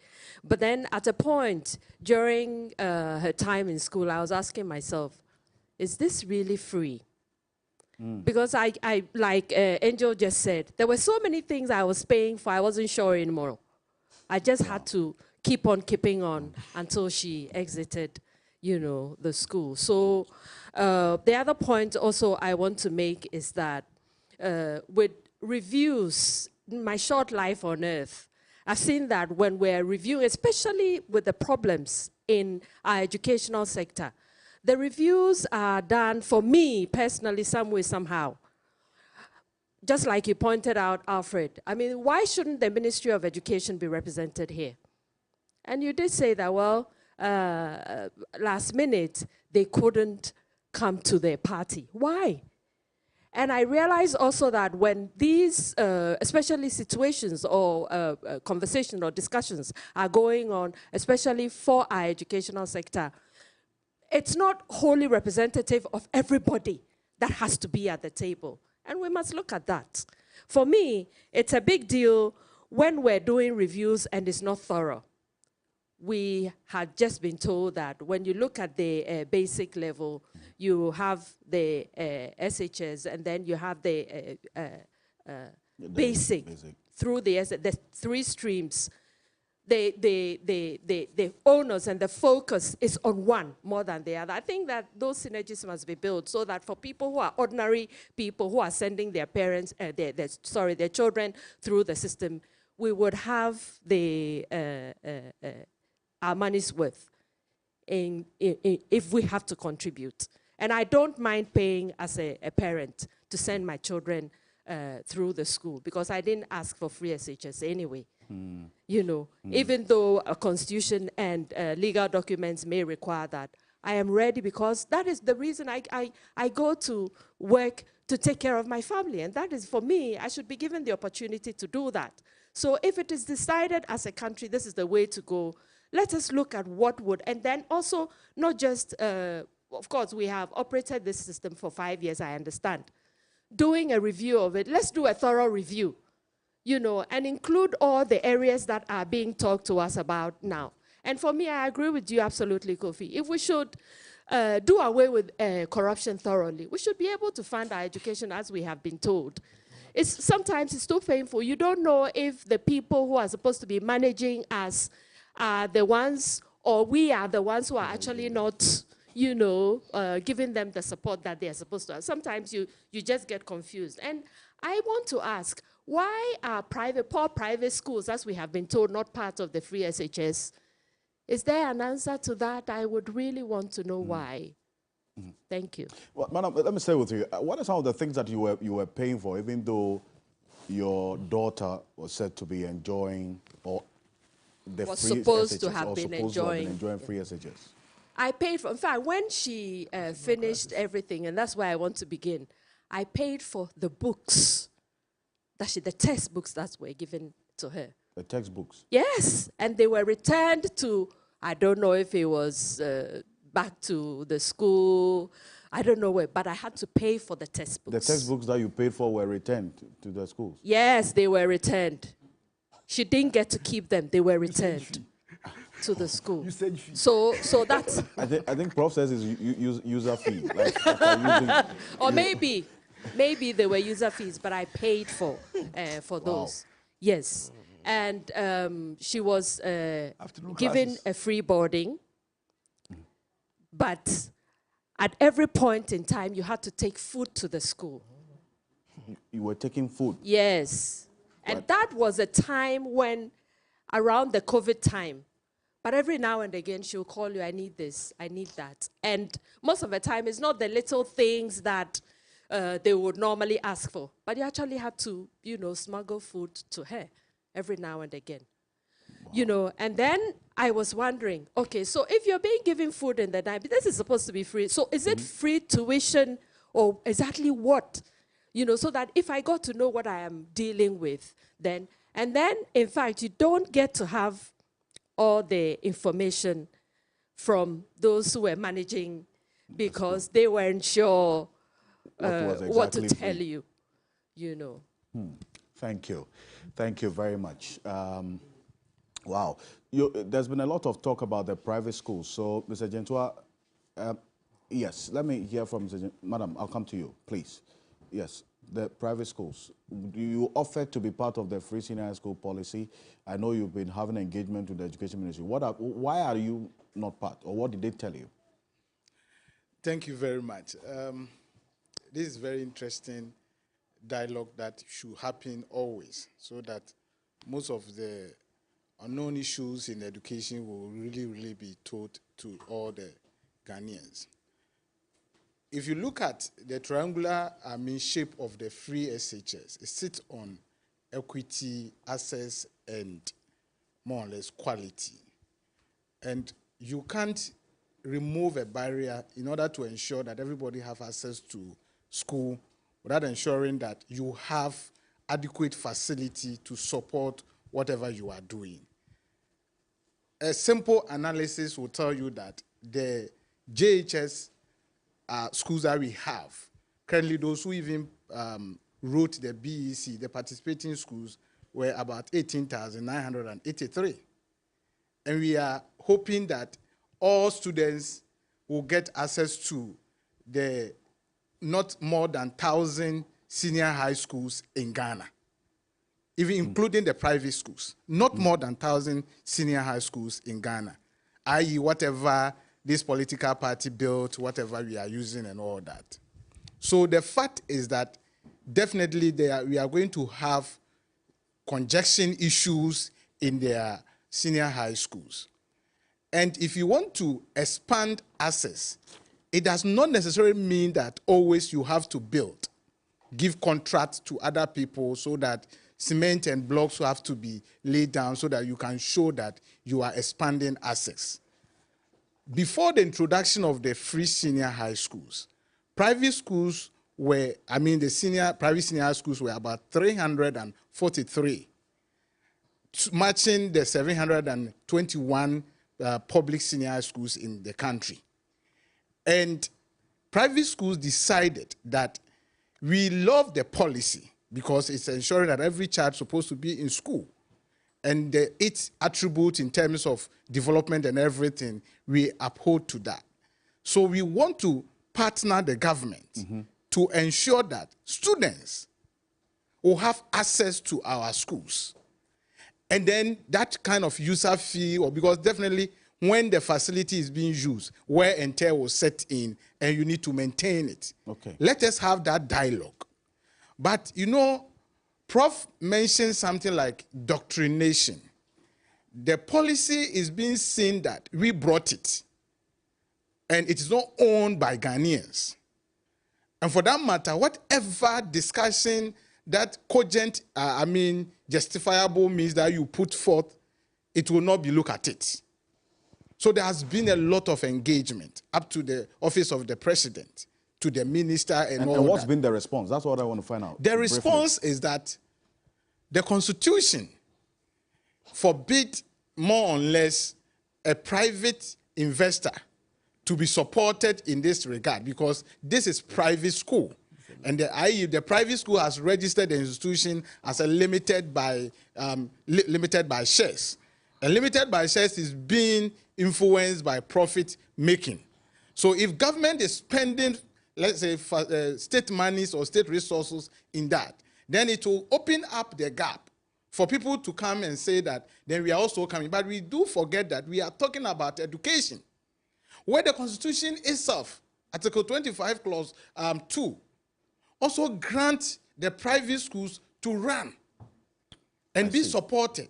So if you look at it in that purview, the understanding that was given is not justifiable. There's no justification of it, because as we speak now, Prof mentioned some schools. When you go to Kumasi or Boase, there are good schools that have better infrastructure and better, deliverable materials to support this policy. But because the conversation itself is not all opened for parents and major stakeholders to make input and for it to be considered, it becomes very difficult for the private schools to be added. So that is the story. And well, Mr. Jeff, thank you. In fact, I needed that response. We're not done yet, but thank you for that one. Thank you very much. I want to take, Madam, the last comment from the first engagement with our stakeholders. I'll come back to the panel here. Yes, please. Thank you very much for the opportunity, but I want us to draw our attention to something, that in our education sector, are we only interested in coming out with a policy without looking at how the policy will be implemented or sustained? We have so many beautiful policies within the education sector: early childhood education policy, inclusive education policy, we have the school feeding policy. We develop those policies and we don't know how we are going to run the policies, how we are going to implement the policies, and then it comes with a whole lot of challenges. So before we develop the policies, let's do a thorough study. Let's have the data. Let's look at the resources to implement these policies, and then it will help us. Otherwise, we will develop the policies with all the beautiful content and we'll be faced with the challenges. Now, talking about the review of the senior high school policy, Prof mentioned that most countries has free tuition, but the boarding is not free. Now, looking at the challenge, one of the main challenge we have is the feeding of the students in the school. And then we owe a huge amount to the buffer stock when it comes to feeding. So if nothing at all, why don't we look at the feeding aspect alone? If parents are made or other guardians are made to pay for the feeding alone for now, as it's one of the main major challenges we have, so that we look at the others whilst we address the other challenges that comes with it. Thank you. Thank you very much. And before we go for this quick break, Mr. Kabono, there's been a number of reactions to some of the things that you said. Some parents who are sending us messages on social media want you to talk about the situation with feeding, access to textbooks, and the overcrowding situation in senior high schools that you are aware of. Those three things, briefly. Lex. Well, let me say that one thing that surprised me is how can a government with capitalist orientation centralize the purchase of items to be sent to all schools across the country. That buffer stock arrangement is adding cost. And let me give you an example. If a school is around a JUSU where maize is cheap, why can't the school just go to the market gates and buy maize, and it ought to be supplied by buffer stock? Let us do a forensic audit of the cost of items that some of these centralized bodies are giving to government to pay. And then you begin to understand why we are having the cost that we're talking about. Look, you see, the feeding situation is this, that you have to wait for somebody to mobilize food items and come and supply to you. When we have a history of schools purchasing food items from the time of St. Gordon Gorgesbeck. So all of a sudden, what we have mastered in doing by the schools having contracts with suppliers became null and void, and a central body of people who did not have a history of food supply started supplying food to the schools. And you know something? You have headmasters from one school going around trying to do barter trade, that they brought me so much rice. So if you also have so much gari, can we exchange? Because the buffer stock people cannot understand the numbers and the dynamics of the numbers within the schools. So I wonder why we, today, 2023, we believe in centralized distribution of food items. When there is comparative advantage in terms of price, with location of, because when you go to the northern part, the yam will be cheaper. When you come to the south, it will be more expensive. When you get to around central Ashanti, the Jisu area, the maize will be cheaper. So the schools know how to manage these things. It is taken away from them with the intention of fighting corruption. But I cannot, it's just shifting corruption. So, please, just 1 minute. Just 1 minute. So the food situation is so that it is not consistent. It is not consistent. So it brings the situation of uncertainty. So the menu plan cannot be followed. That's the one. When it comes to the other items like books, we all know the problems where the textbooks are not yet in the schools. They are not yet in the schools. No, we are being promised regularly that it will come. It has not come yet. Well, the Deputy Education Minister was quoted as saying that you teachers should actually point any of the schools that don't have textbooks. When was it? But I was not contacted. I would have pointed out. The books for the new syllabus. Yes. The new syllabus. Yes. But the new syllabus is for basic schools. Yes. Oh, okay. The new syllabus is for basic schools. So the secondary school ones are not yet? No, not yet. So we need to get the information right, okay? You see, at the end of the day, we want to go to school with a timetable and also a calendar. And be sure that when I go on the 1st, I'm coming back after 4 months. So I can plan. Because when we have the situation we have now, we have a distortion that negatively affects education. There was a final point about overcrowding. 30 minutes. You see, the reason why we have overcrowding is because, one, placement is problematic. As we speak, every parent wants the child to go to about 60 senior high schools in this country. We all know the 60 senior high schools in this country. Because the 60 senior high schools provide 80% of students to the traditional universities. We are talking about the Prempers, the Achimoters, but today, the overcrowding is affecting that quality education that we admire, that we want all our children to go. When you provide facilities equitably distributed and present in the schools, then it does not matter which school your child goes, because you are going to get quality education anyway. But the situation we have, and let me also say that this is the schools, let us not say it is government that is provided facilities or history, where the missions established schools over the years, and the type of parentage who appreciated and understood the quality of education and are ready to contribute.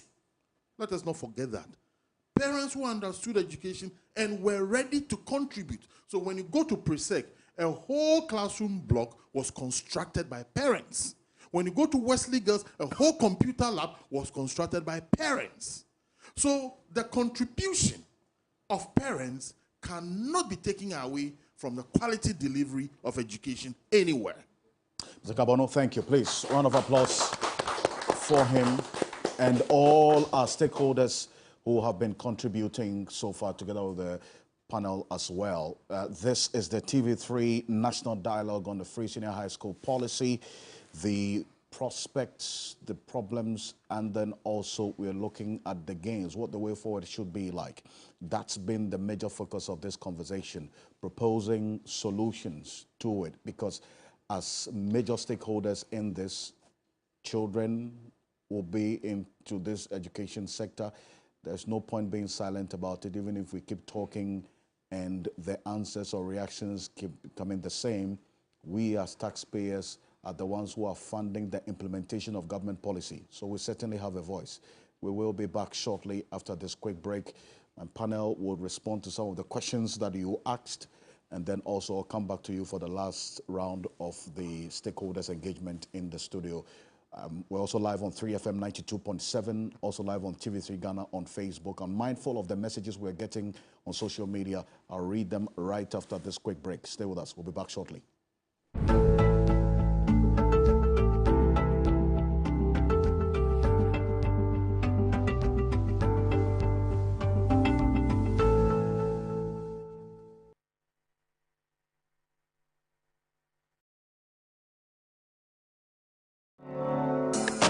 Welcome to Class House Electronics Company Limited. We stock your favorite brands at affordable prices. From air conditioners, chandeliers, LED curved TVs, washing machines, fridges, blenders, sound systems, etc. Experience the best customer service at any of our branches nationwide or call the head office Spintex Road on 0549 503 305 and 0573 333 335.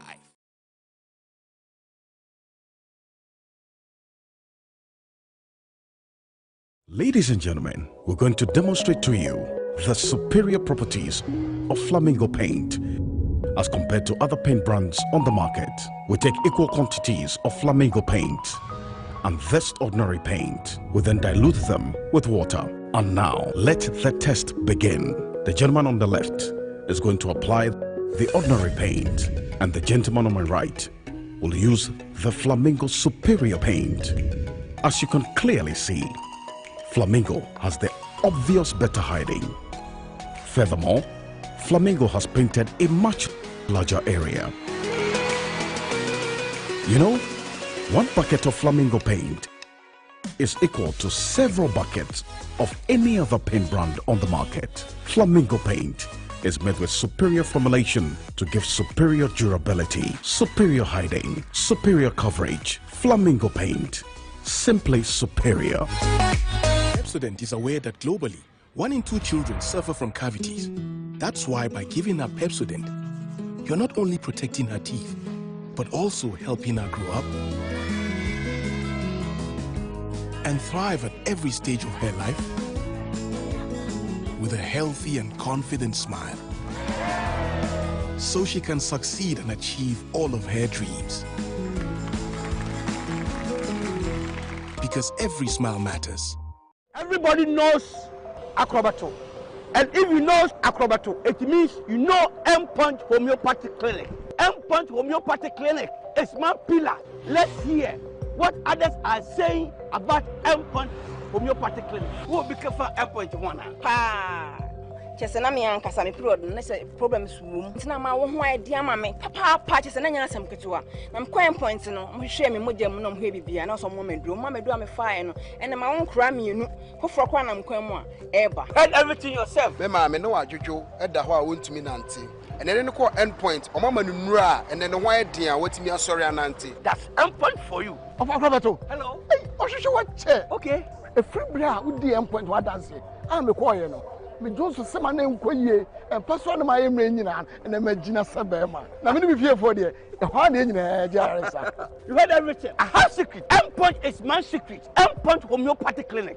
I'm free. The Ghana National Association of Teachers, NAT, has scaled up its commitment to ensuring improved access to treatment for teachers battling cancer. Together with the Sweden Ghana Medical Center, SGMC, NAT provides teachers and members on pension with free cancer treatment. Effective this particular year, when you retire and unfortunately something like this thing happens to you, the center will take care of it. And on top, the Ghana National Association of Teachers also seeks better conditions of service for members in hard-to-reach community, as well as aiding better access to the professional development of members. Apart from the professional courses, we are going to have programs for our members that members will be moving to Abankro to have a field and also get continual professional development from the institute. Learn more on TV3. Make a date with NAT-R every Wednesday at 5:45 p.m. and Sundays at 1:30 p.m. NAT-R, hope for the Ghanaian teacher.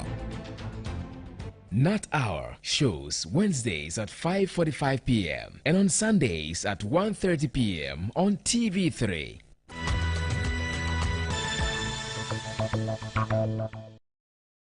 When the sun rises, there is hope. While this hope lingers on, the citizens look up to the government, the economy, the national development agenda, and everything in between. On Ghana Tonight, it's our utmost priority to bring you insightful conversations on the economy, break down the biggest issues while setting the agenda for transformation and national development. The big and important stories are treated from the human interest angle, while the facts and the figures are painted with precision. So now, Let's cut the convention and start the conversation here on Ghana Tonight. I am your host, Alfred Okamsi. Ghana Tonight shows Monday to Friday at 10 p.m. on TV3. Brought to you by Flamingo Paint. Superior durability, superior hiding, superior coverage, simply superior.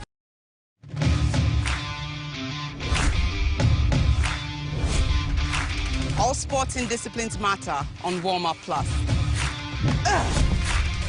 Warm Up Plus, the most exciting hour on TV. So join the conversation and get updated. Get sports news, visit exciting places, and be in the know on Warm Up Plus. Let's go, Diana.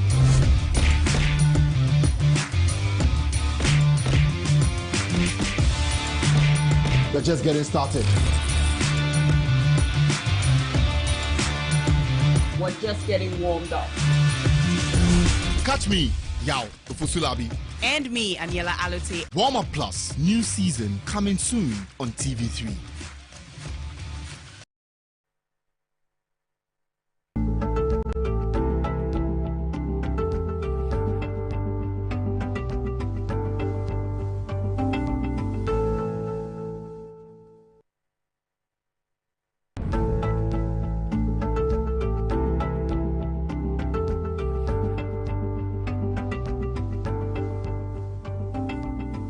Back to the TV3 National Dialogue, the Free Senior High School Policy in Perspective, the problems, the prospects, and also the progress.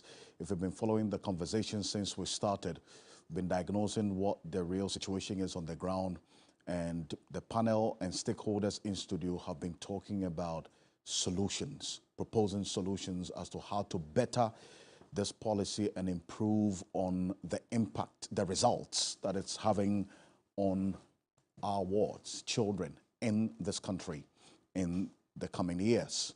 And we have Professor Stephen Ade, Dr. Peter Patianti, Professor Peter Court is going to be joining us on Zoom. Unfortunately, couldn't join us. Dr. Duusu Sakodie is with us, and Kofi Asare also. And we have a number of stakeholders as well who have joined us in the studio to share their views and their thoughts. You've been hearing a number of them before we went for the break. Let me acknowledge some other persons as well who have joined us.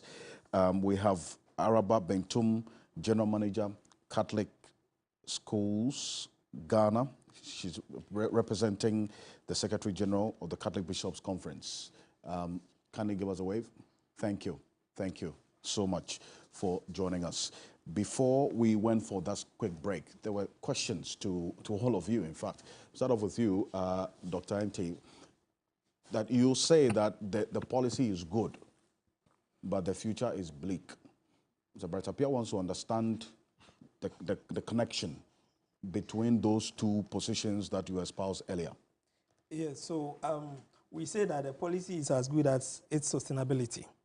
So if you say that the prospects of a policy, I mean the future outlook of a policy is bleak, it means that a time will come whereby that policy will not be able to deliver what it's supposed to deliver. Now, I made 2 points. I said that one, look at the feeding of the feeding of the free SHS. Where are they coming from? And you made that point clearly, that the basic schools. So if the children that are being used as the feeding mechanism for the policy are not giving that needed kind of education at that level, you need to build the foundation. Okay, they are not being given that kind of education that they need. They are going to feed into the free SHS. They get in there and there are challenges already with the policy that you are implementing. It means that the product of the policy will not be beneficial to the system because you are doing an investment, spending money, and then and you want to ensure that at the end of the day there is certain benefits that the country would reap from it. So if you don't look at those that are being fed, I mean at the basic level, then those that are going into the free senior high school system are not children that have a certain kind of quality. And that means that at the end of the day, whatever comes out of the free senior high school will not be something that we'll be proud of. And that is why I mean that the future prospects of the policy is bleak. Again, let me make this point, and I'm glad that you are here because you agree with me that we can take a parent to court for not taking care of the ward, right? Yeah, that is something that we can do in our system. If you are a parent and you are not taking good care of your child, you can be taken to court and the court will instruct you to take good care of your child. So why are we restricting parents from taking care of their wards in a more organized manner? And I want to say in a more organized manner, because when you say this, they will tell you that we have not prevented anybody from paying. But I cannot walk into the school and then say that I want to pay my fees. When the headmaster, if he takes that money, that headmaster will be taking on. So we need authorities to give us a well-organized structure so that parents who would want to pay would have the confidence that the monies that they are going to pay will be used for what it is. If you look at the 2017 budget, there was a mention of a voluntary fund that was supposed to be created as a result of the free senior high school. What has happened to that? Nobody talked about that again after that budget was read. So this is what we are talking about. If you are not able to clearly state that this is how we are going to fund the policy, this is how we are going to feed the policy, and that is how the products of the policy are going to contribute to the future development of the country, then that policy in its future outlook is bleak. Okay. Professor Stephen Ade, there was a question to you as well about you talked about the issue of The payment of the boarding fee. The boarding fee. Yes. The example that you gave, that those countries, they run community schools. So That's the concept will be a bit different from us. What we do now. So, and they created a boarding facility for exceptional cases, those who can afford. But in our area, our system, we envisage a boarding system. It's the opposite. So if you it's the opposite. So if you want them to pay for boarding fee, then the two philosophies will not have the common ground. That is what. Professor Day. First of all, I think that we Ghanaians must accept that the inherited boarding school system, no country in the world with a free school operates a boarding school system, period. Even America doesn't do so. What is needed is quality community secondary schools. And we must, at some point, stop, whether we are talking about STEM or other things. The issue has been the quality of community schools in Ghana has been generally poor. So people would therefore go to the boarding school. We have proven that community secondary school, properly done, will be cheaper with higher quality products. And I'm not talking theory. In my village, 8 years ago, as my social responsibility, we built a community secondary school, which serves 12 villages. For the past 5 years, they have gotten 100% WASI scholarship results with straight A's. Only 3 children out of the 5 cohorts didn't, for the first time, qualify for a tertiary education.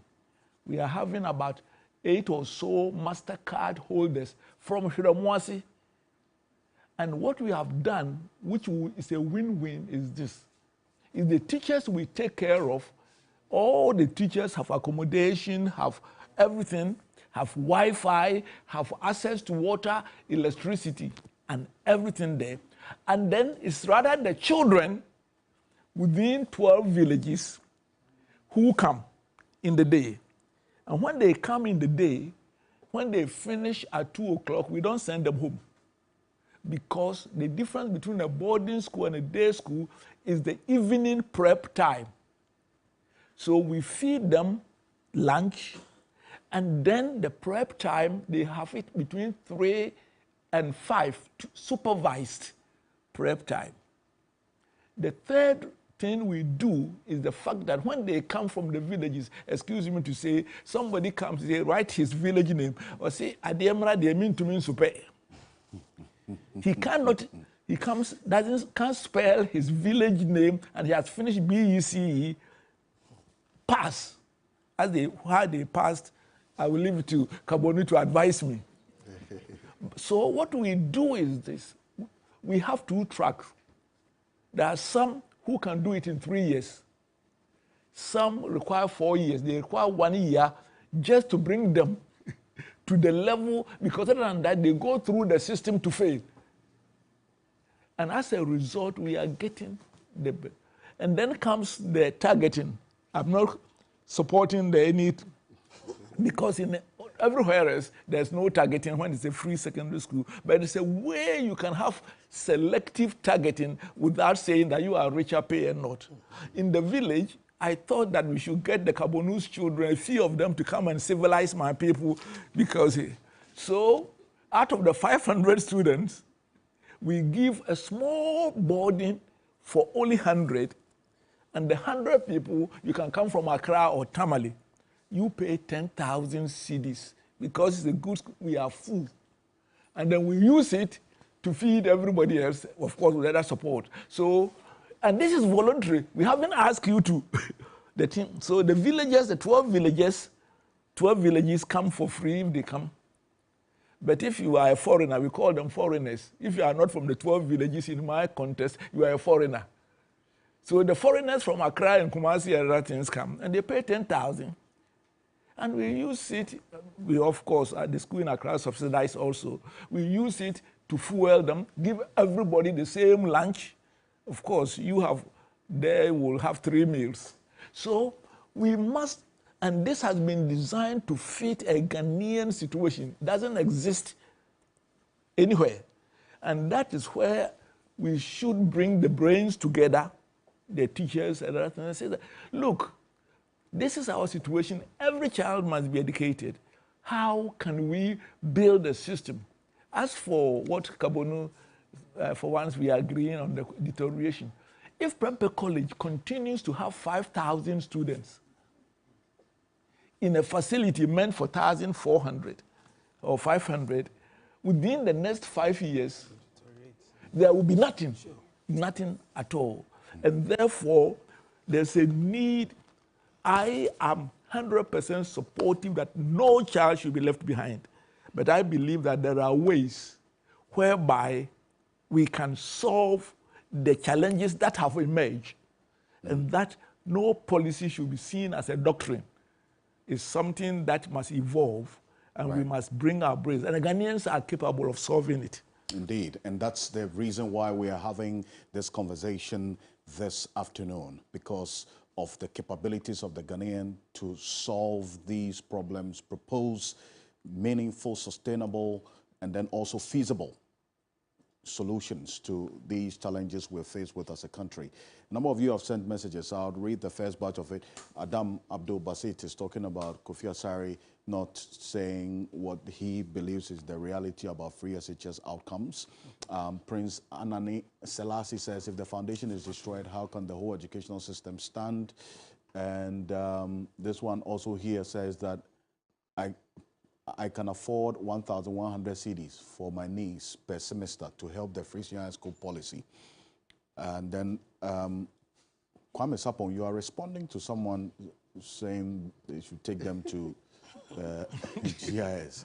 This one here says, Benjamin Adumata, the free senior high school policy is the best, but I don't support government to fund boarding fees for students. Those in the boarding houses must pay for bread. That's for bed and breakfast. You say for bed and breakfast. Kofi Asare, good one. Those from private schools should pay fees, and those from public schools should pay because they are less privileged, you say. I'm not sure if that's the full reflection of the reality in public schools, but Adam Abdul Basit says technical education should be given a priority as well. I think the Africa Education Watch has done something on how the free senior high school has also impacted on technical education. Also, Jamal says corruption is killing us. Talk about it and stop talking about free SHS. Well, guess what?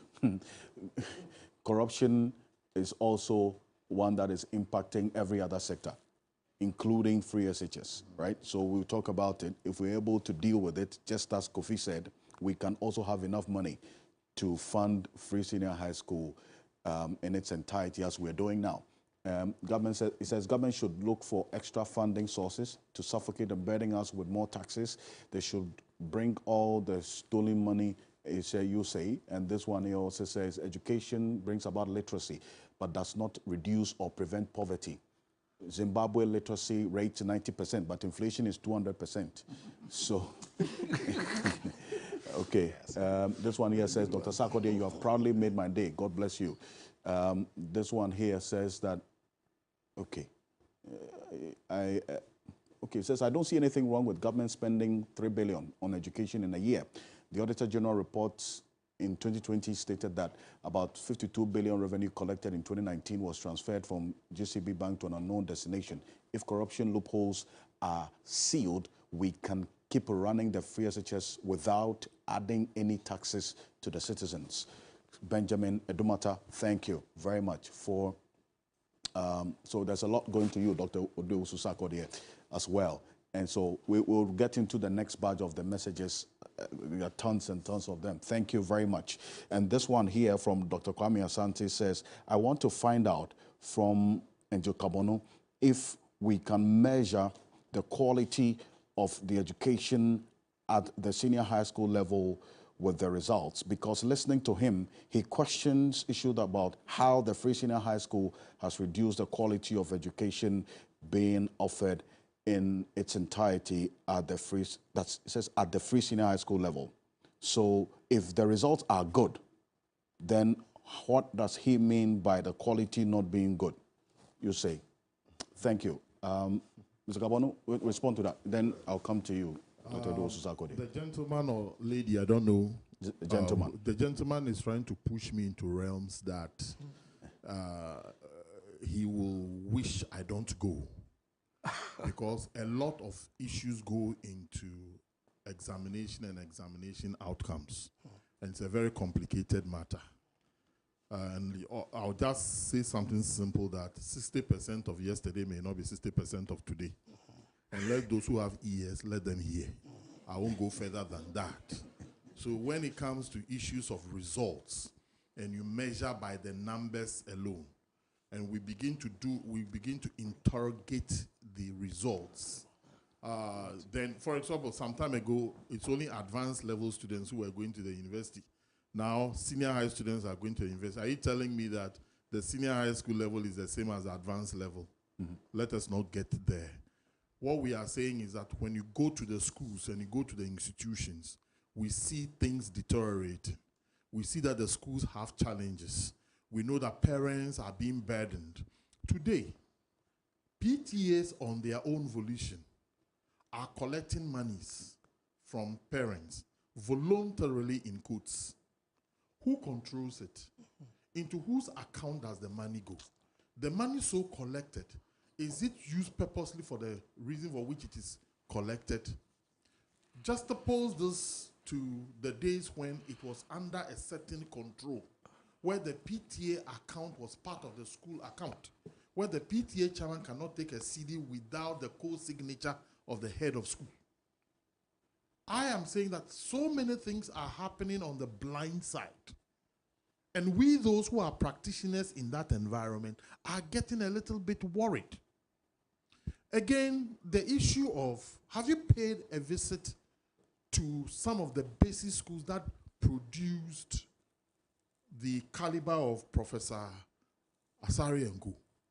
Do you know that in the 60s, most professors today went to public basic schools? Mm-hmm. Today, can those public basic schools produce professors? Go to Kaijano. Come to Medina, where I live, and look at the nature, the type of basic schools we have.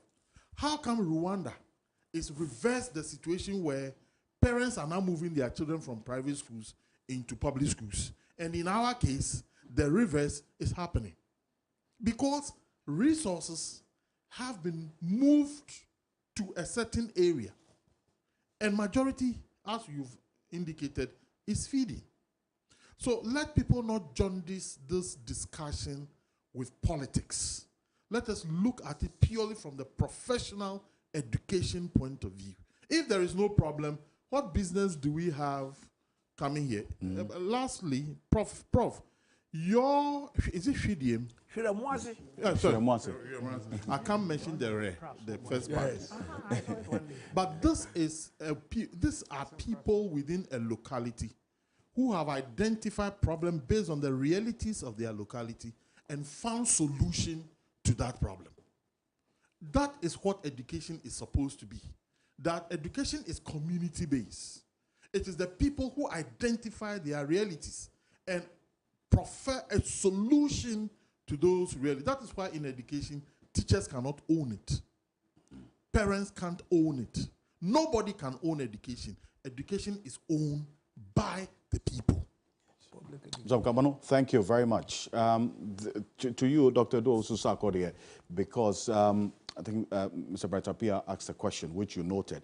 And then also, why would you support that proposal for government to admit the willing support that parents have openly expressed that they want to give to support the implementation of the Free Senior School program to guarantee some level of sustainability? Because some of the revenue projections and the other sources that you touched on, just as Kofi said, as economists, you say all things being equal. So you are assuming that all things being equal, this and that will get so much revenue from these areas. But then again, it's subject to unforeseen situations. But then the support from parents is a sheer source of funding. They say, we have money, we want to help the policy. Would you recommend that that be looked at and at least considered? Sure. I mean, we have a policy, and the policy has problems, and that's why we are here, to find solutions to that problem. And one of the problems, per your invitation to me, is about the financing. And if we have to look at different sources of financing and asking parents to contribute would help resolve the financing problem, then sure, I support it. And I think my friend mentioned that it should be structured. Not that, has any parent gone to school to say, I'm supporting, and say, you can't support. I think that should be the argument. We should structure it, maybe have a PTA, something fund for each school, which will support the feeding, which will support the textbook, support uniform, etc., etc. So let's structure the parents' contribution. If you are a parent and you cannot contribute, nothing should happen to you. You should not be penalized. Your child should not be punished for not contributing, but if somebody is able to contribute and is well structured, I am for it. I'm not against it. At the end of the day, we are looking for. Yes. I think that Mr. Kabono, it seems this is the first time we are meeting together. Oh, okay. We think more alike than he thought. Yeah. The reality is this: the average parent with a child in this public secondary school is spending not less than 2,000 a year. 2,000 cedis. Minimum. Minimum. I've been checking because I'm a villager, so I'm very interested in what happens in public schools more than private schools. Huh. They pay about 400 cedis minimum a term for classes. That is straight away 1,200 for the year. None of them will spend less, despite all the books they are spending about 800 minimum on that. That's already 2,000. Most of them, when they are going, there's one living near me going, the chore box for survivor, there are some, of course, like my ladies who can go every week. But if you went to school where I went, we also, we never came for midterm. We never, you go once and you come. So, but then when they are going, at least 500 minimum is there. So the reality is this. The public school, let's be very clear, it should be fee-free. Tuition fee. Tuition free. Yeah. Teachers are being paid by the government, so it is free. Let the government continue to expand the infrastructure. And then let us have a system which allows some contribution by the parents in a systematic way, but the one who cannot pay gets a scholarship. Yeah. That is what it was, and I believe, and when it comes to the boarding school, when I'm suggesting the day schools, we won't close Achimota, we won't close Mfansipim. But I suggested as way back at the Champions Day when I was a student in Australia, PA, it was kind of Riyad Marajan was then the ambassador. And I says that government scholarship also should be such that the politicians and me and you don't get it and the villagers don't get it. Let's give scholarship to the boarding schools for the first girl in every Saito school in Ghana. And the first boy, we don't say the first and second. First boy, first girl. All over the country will be given a scholarship to go to the selected boarding schools, which will be the scholarship. So we have equity. So there are various ways of achieving the government's objective, which is excellent, access, equity, and what was the third one? Quality. And quality. And at this moment, we are not achieving all of them. And that eventually will lead, if we don't do something to find the money or other things, will lead to a collapse of the system. Alfred, I was trying to end on any review should be cost saving.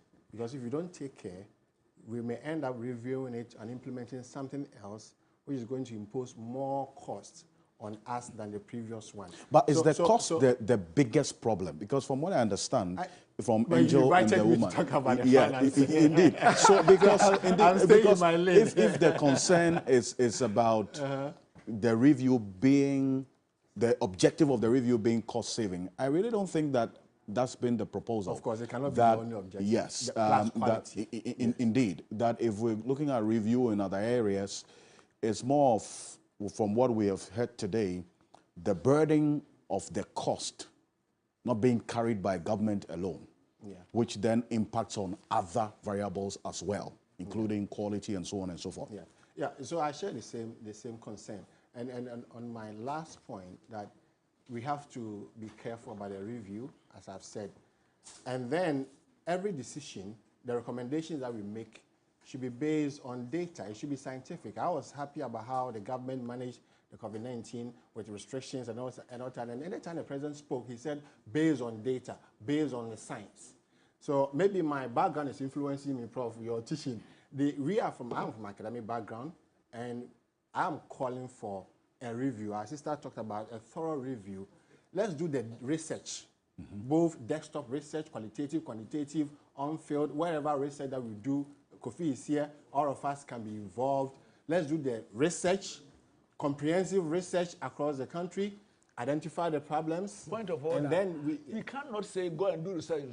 The government, it's important that the government at this time have a review commission, committee, and they will do it and come the reality and go to the Nagrat, the NAD, the parents, the students, and Education then come Watch out and because as for the free SHS, it must succeed. How do we do it succeed? That is, it's as simple as that. That's the exact problem. That's the exact. In fact, that's the exact answer. We have the same we're all point putting up now. That we should do the review, the research, funded by government, of course. But I'm saying Kofi. I didn't say Kofi should fund it. I said Kofi is here. Should be I am here. Okay. So we should be involved. Actually, we don't need money. It doesn't cost much to do that. It So will let's not do cost that. anything. So my Maybe main point is I that can find it should be informed by data. Right. Let's do the research, because sometimes if you listen to one person, out of emotions or out of something, you might think that, hey, the problem is so huge. But if you do the research, you might think that the problem may not be that big, and that there are solutions, scientific solutions to the problem. And that's what I recommend. Fantastic. And my last point on revenue. In 30 seconds. I'm saying that Ghana has a potential to raise enough revenue. We are a resource-rich country. #1 producer of gold in Africa. 5.4 billion oil, 6.6 billion gold. We must leverage the natural resource to finance some of these expenditures. Okay. Madam Bentuma, I'll come to you because do you have the microphone? Please do that in a minute for me. Yes. Yes, 1 minute. Yes, 1 minute. Thank you for the wonderful presentation. I I will look at issues from the fundamentals. The FQ, which is the free, was given to Ghana from the UN perspective. It's not Ghana that picked it up. The UN directed that every country should have free universal compulsory education for people below 18 years, which means that these people are not supposed to pay anything concerning education. So let's say 18 and below or 17 and below are not in the payment bracket. Therefore, who benefits from the free? It's certainly the parents or the guardian, because they are the people above 18 who must pay for this under 17s. So the target the IMF is talking about is towards those people, not their children. Thank you. Madam Mentum, with the Catholic schools, yes, please. Yes. Hello, my name is Araba Bintum, the General Manager for Catholic Schools Ghana. As much as we are talking about the funding of the free SHS, I will also want us to look at the disciplinary aspects of the whole program. Okay. Because the schools are free and the parents just dump their children there, free things are always expensive. The disciplinary aspects of the schools are not being looked at. Because I remember I went to Opokuwari to visit the school. And when I went to this, in fact, I was frightened with the thousands and thousands of children in the school under one headmaster. And most of the schools do not have teachers staying on the school compound. So after school, you see about 2 or 3 teachers staying on the compound. The rest leave and they go to their various homes. Children have become, in quotes, arrogant, and the kind of behavior they put up. Now the teachers are afraid of the children. And when you go to certain schools, headmasters and teachers have bracketed their doors, and when they close from school, they sit in the house and they are even afraid to come out. Right. So let's look at, apart from the funding, let's also look at the disciplinary aspect of the whole free SHS. Thank you. Thank you. Because if the children acquire the education without discipline, they cannot do anything. Perfect. I agree with you. Thank you. Thank you very much. I think Professor Sinade touched on that briefly, the moral aspect of the free senior high school policy that also borders on discipline. Kofi, before we round up finally. There are 2 quick things I want to point out, perhaps of further research and interrogation. The first is that I touted the free senior high school success mainly based on increasing transition from junior high school to senior high school from 66% in 2016 to 92% by 2022. While that is remarkable, let's avert our minds to the transition between primary and junior high school. In the 75 deprived districts of this country, only 82% of students are crossing from primary 6 to junior high school 1, simply because 25% of primary schools do not have junior high schools. Majority of them are in the north. In the traditional northern region, 60% of primary schools do not have junior high schools. So we've gotten to the point where free senior high school is actually generating so much good results to the extent that more and more students are leaving BEC to senior high school than from primary 6 to junior high school 1. Not forgetting that basic education, rather, is the fundamental right. And so we must take a look at transition. As I say so, I go beyond free senior high school. We are discussing reviewing free senior high school. It is not just about reviewing the cost mechanisms, the implementation arrangement and all that, but also reviewing transition post-secondary. What are we seeing? Data that we have at EduWatch from the Ghana Tertiary Education Commission suggests that in the year the first batch of free senior high school graduates entered university in 2021, compared to the previous year, which is the last batch of the non-free senior high school students, entry to tertiary. Data we have is that excluding the nursing training colleges, okay, because that data is not complete yet, excluding the NTCs for both years, but including all tertiary institutions, including the specialized ones, the College of Education, private, public universities, technical universities, all of them, 40% of the first batch of the free senior high school students were able to access tertiary education. They were able to honor their admission to tertiary education. But in the year before, for the last non-free senior high school batch, it was 46% that transited. We must ask ourselves what the issue is, especially when in 2020, we for the first time recorded 50% of students getting A1 to C6 in all the 4 core at WASI. And government published it in the dailies. We all saw it. That for the first time in our history, we have 50% of students getting A1 to C6 in the 4 core, which meant that result was one of the best. So why is it that in a year that we had that significant feat, in January 2021, when tertiary institutions admitted, we had only 40% of senior high school graduates, that's the first batch of the free senior high school, going to tertiary, when the previous year recorded 46%. We must find out whether the people who are so poor, or some of the people who are so poor that they cannot afford secondary education, are struggling to enter tertiary because perhaps they cannot afford, or it is perhaps a quality issue. So that's a discussion that I think we must further. Thank you very much. Thank you. 1 minute. All right, so I think the message is simple.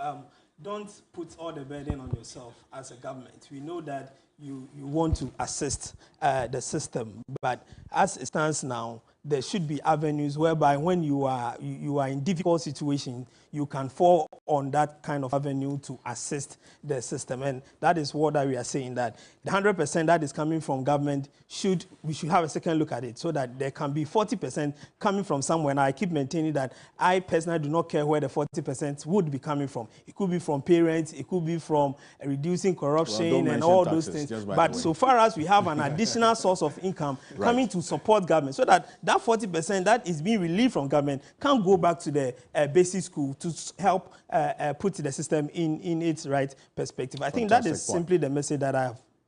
Dr. Peter-Anti, thank you very much. Madam, in a minute, please. I think I have just 1 minute to say something.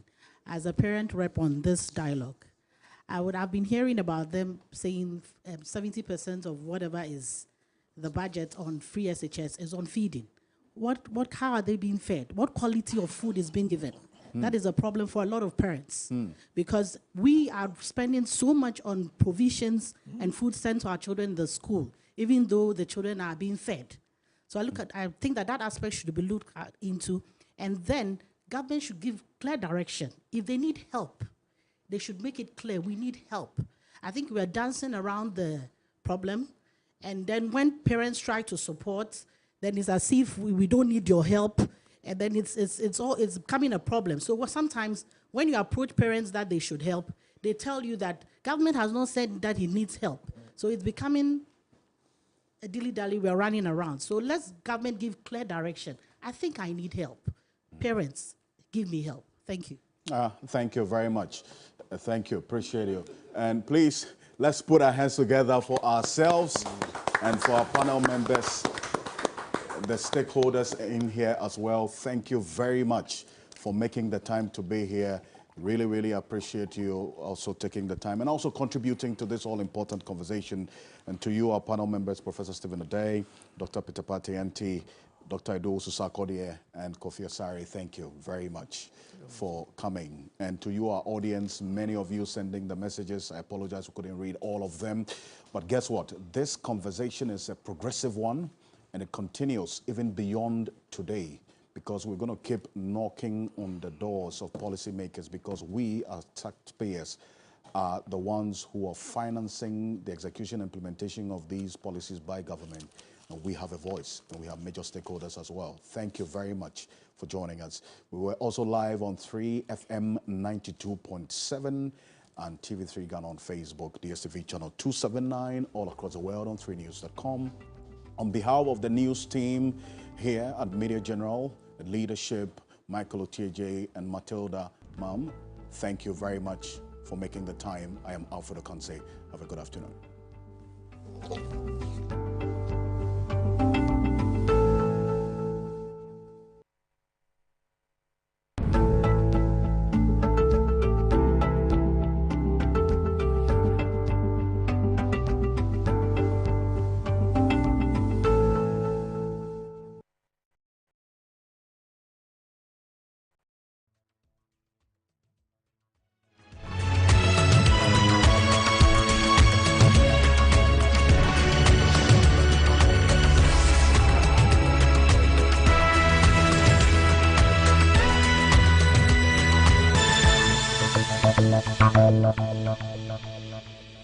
This program is rated PG.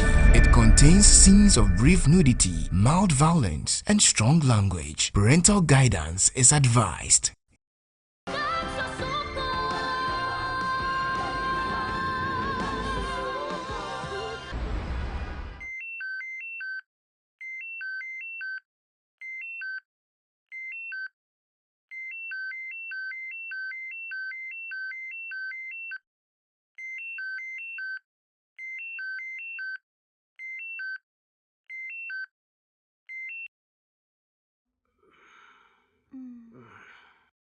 Wake up. Good morning. Good morning.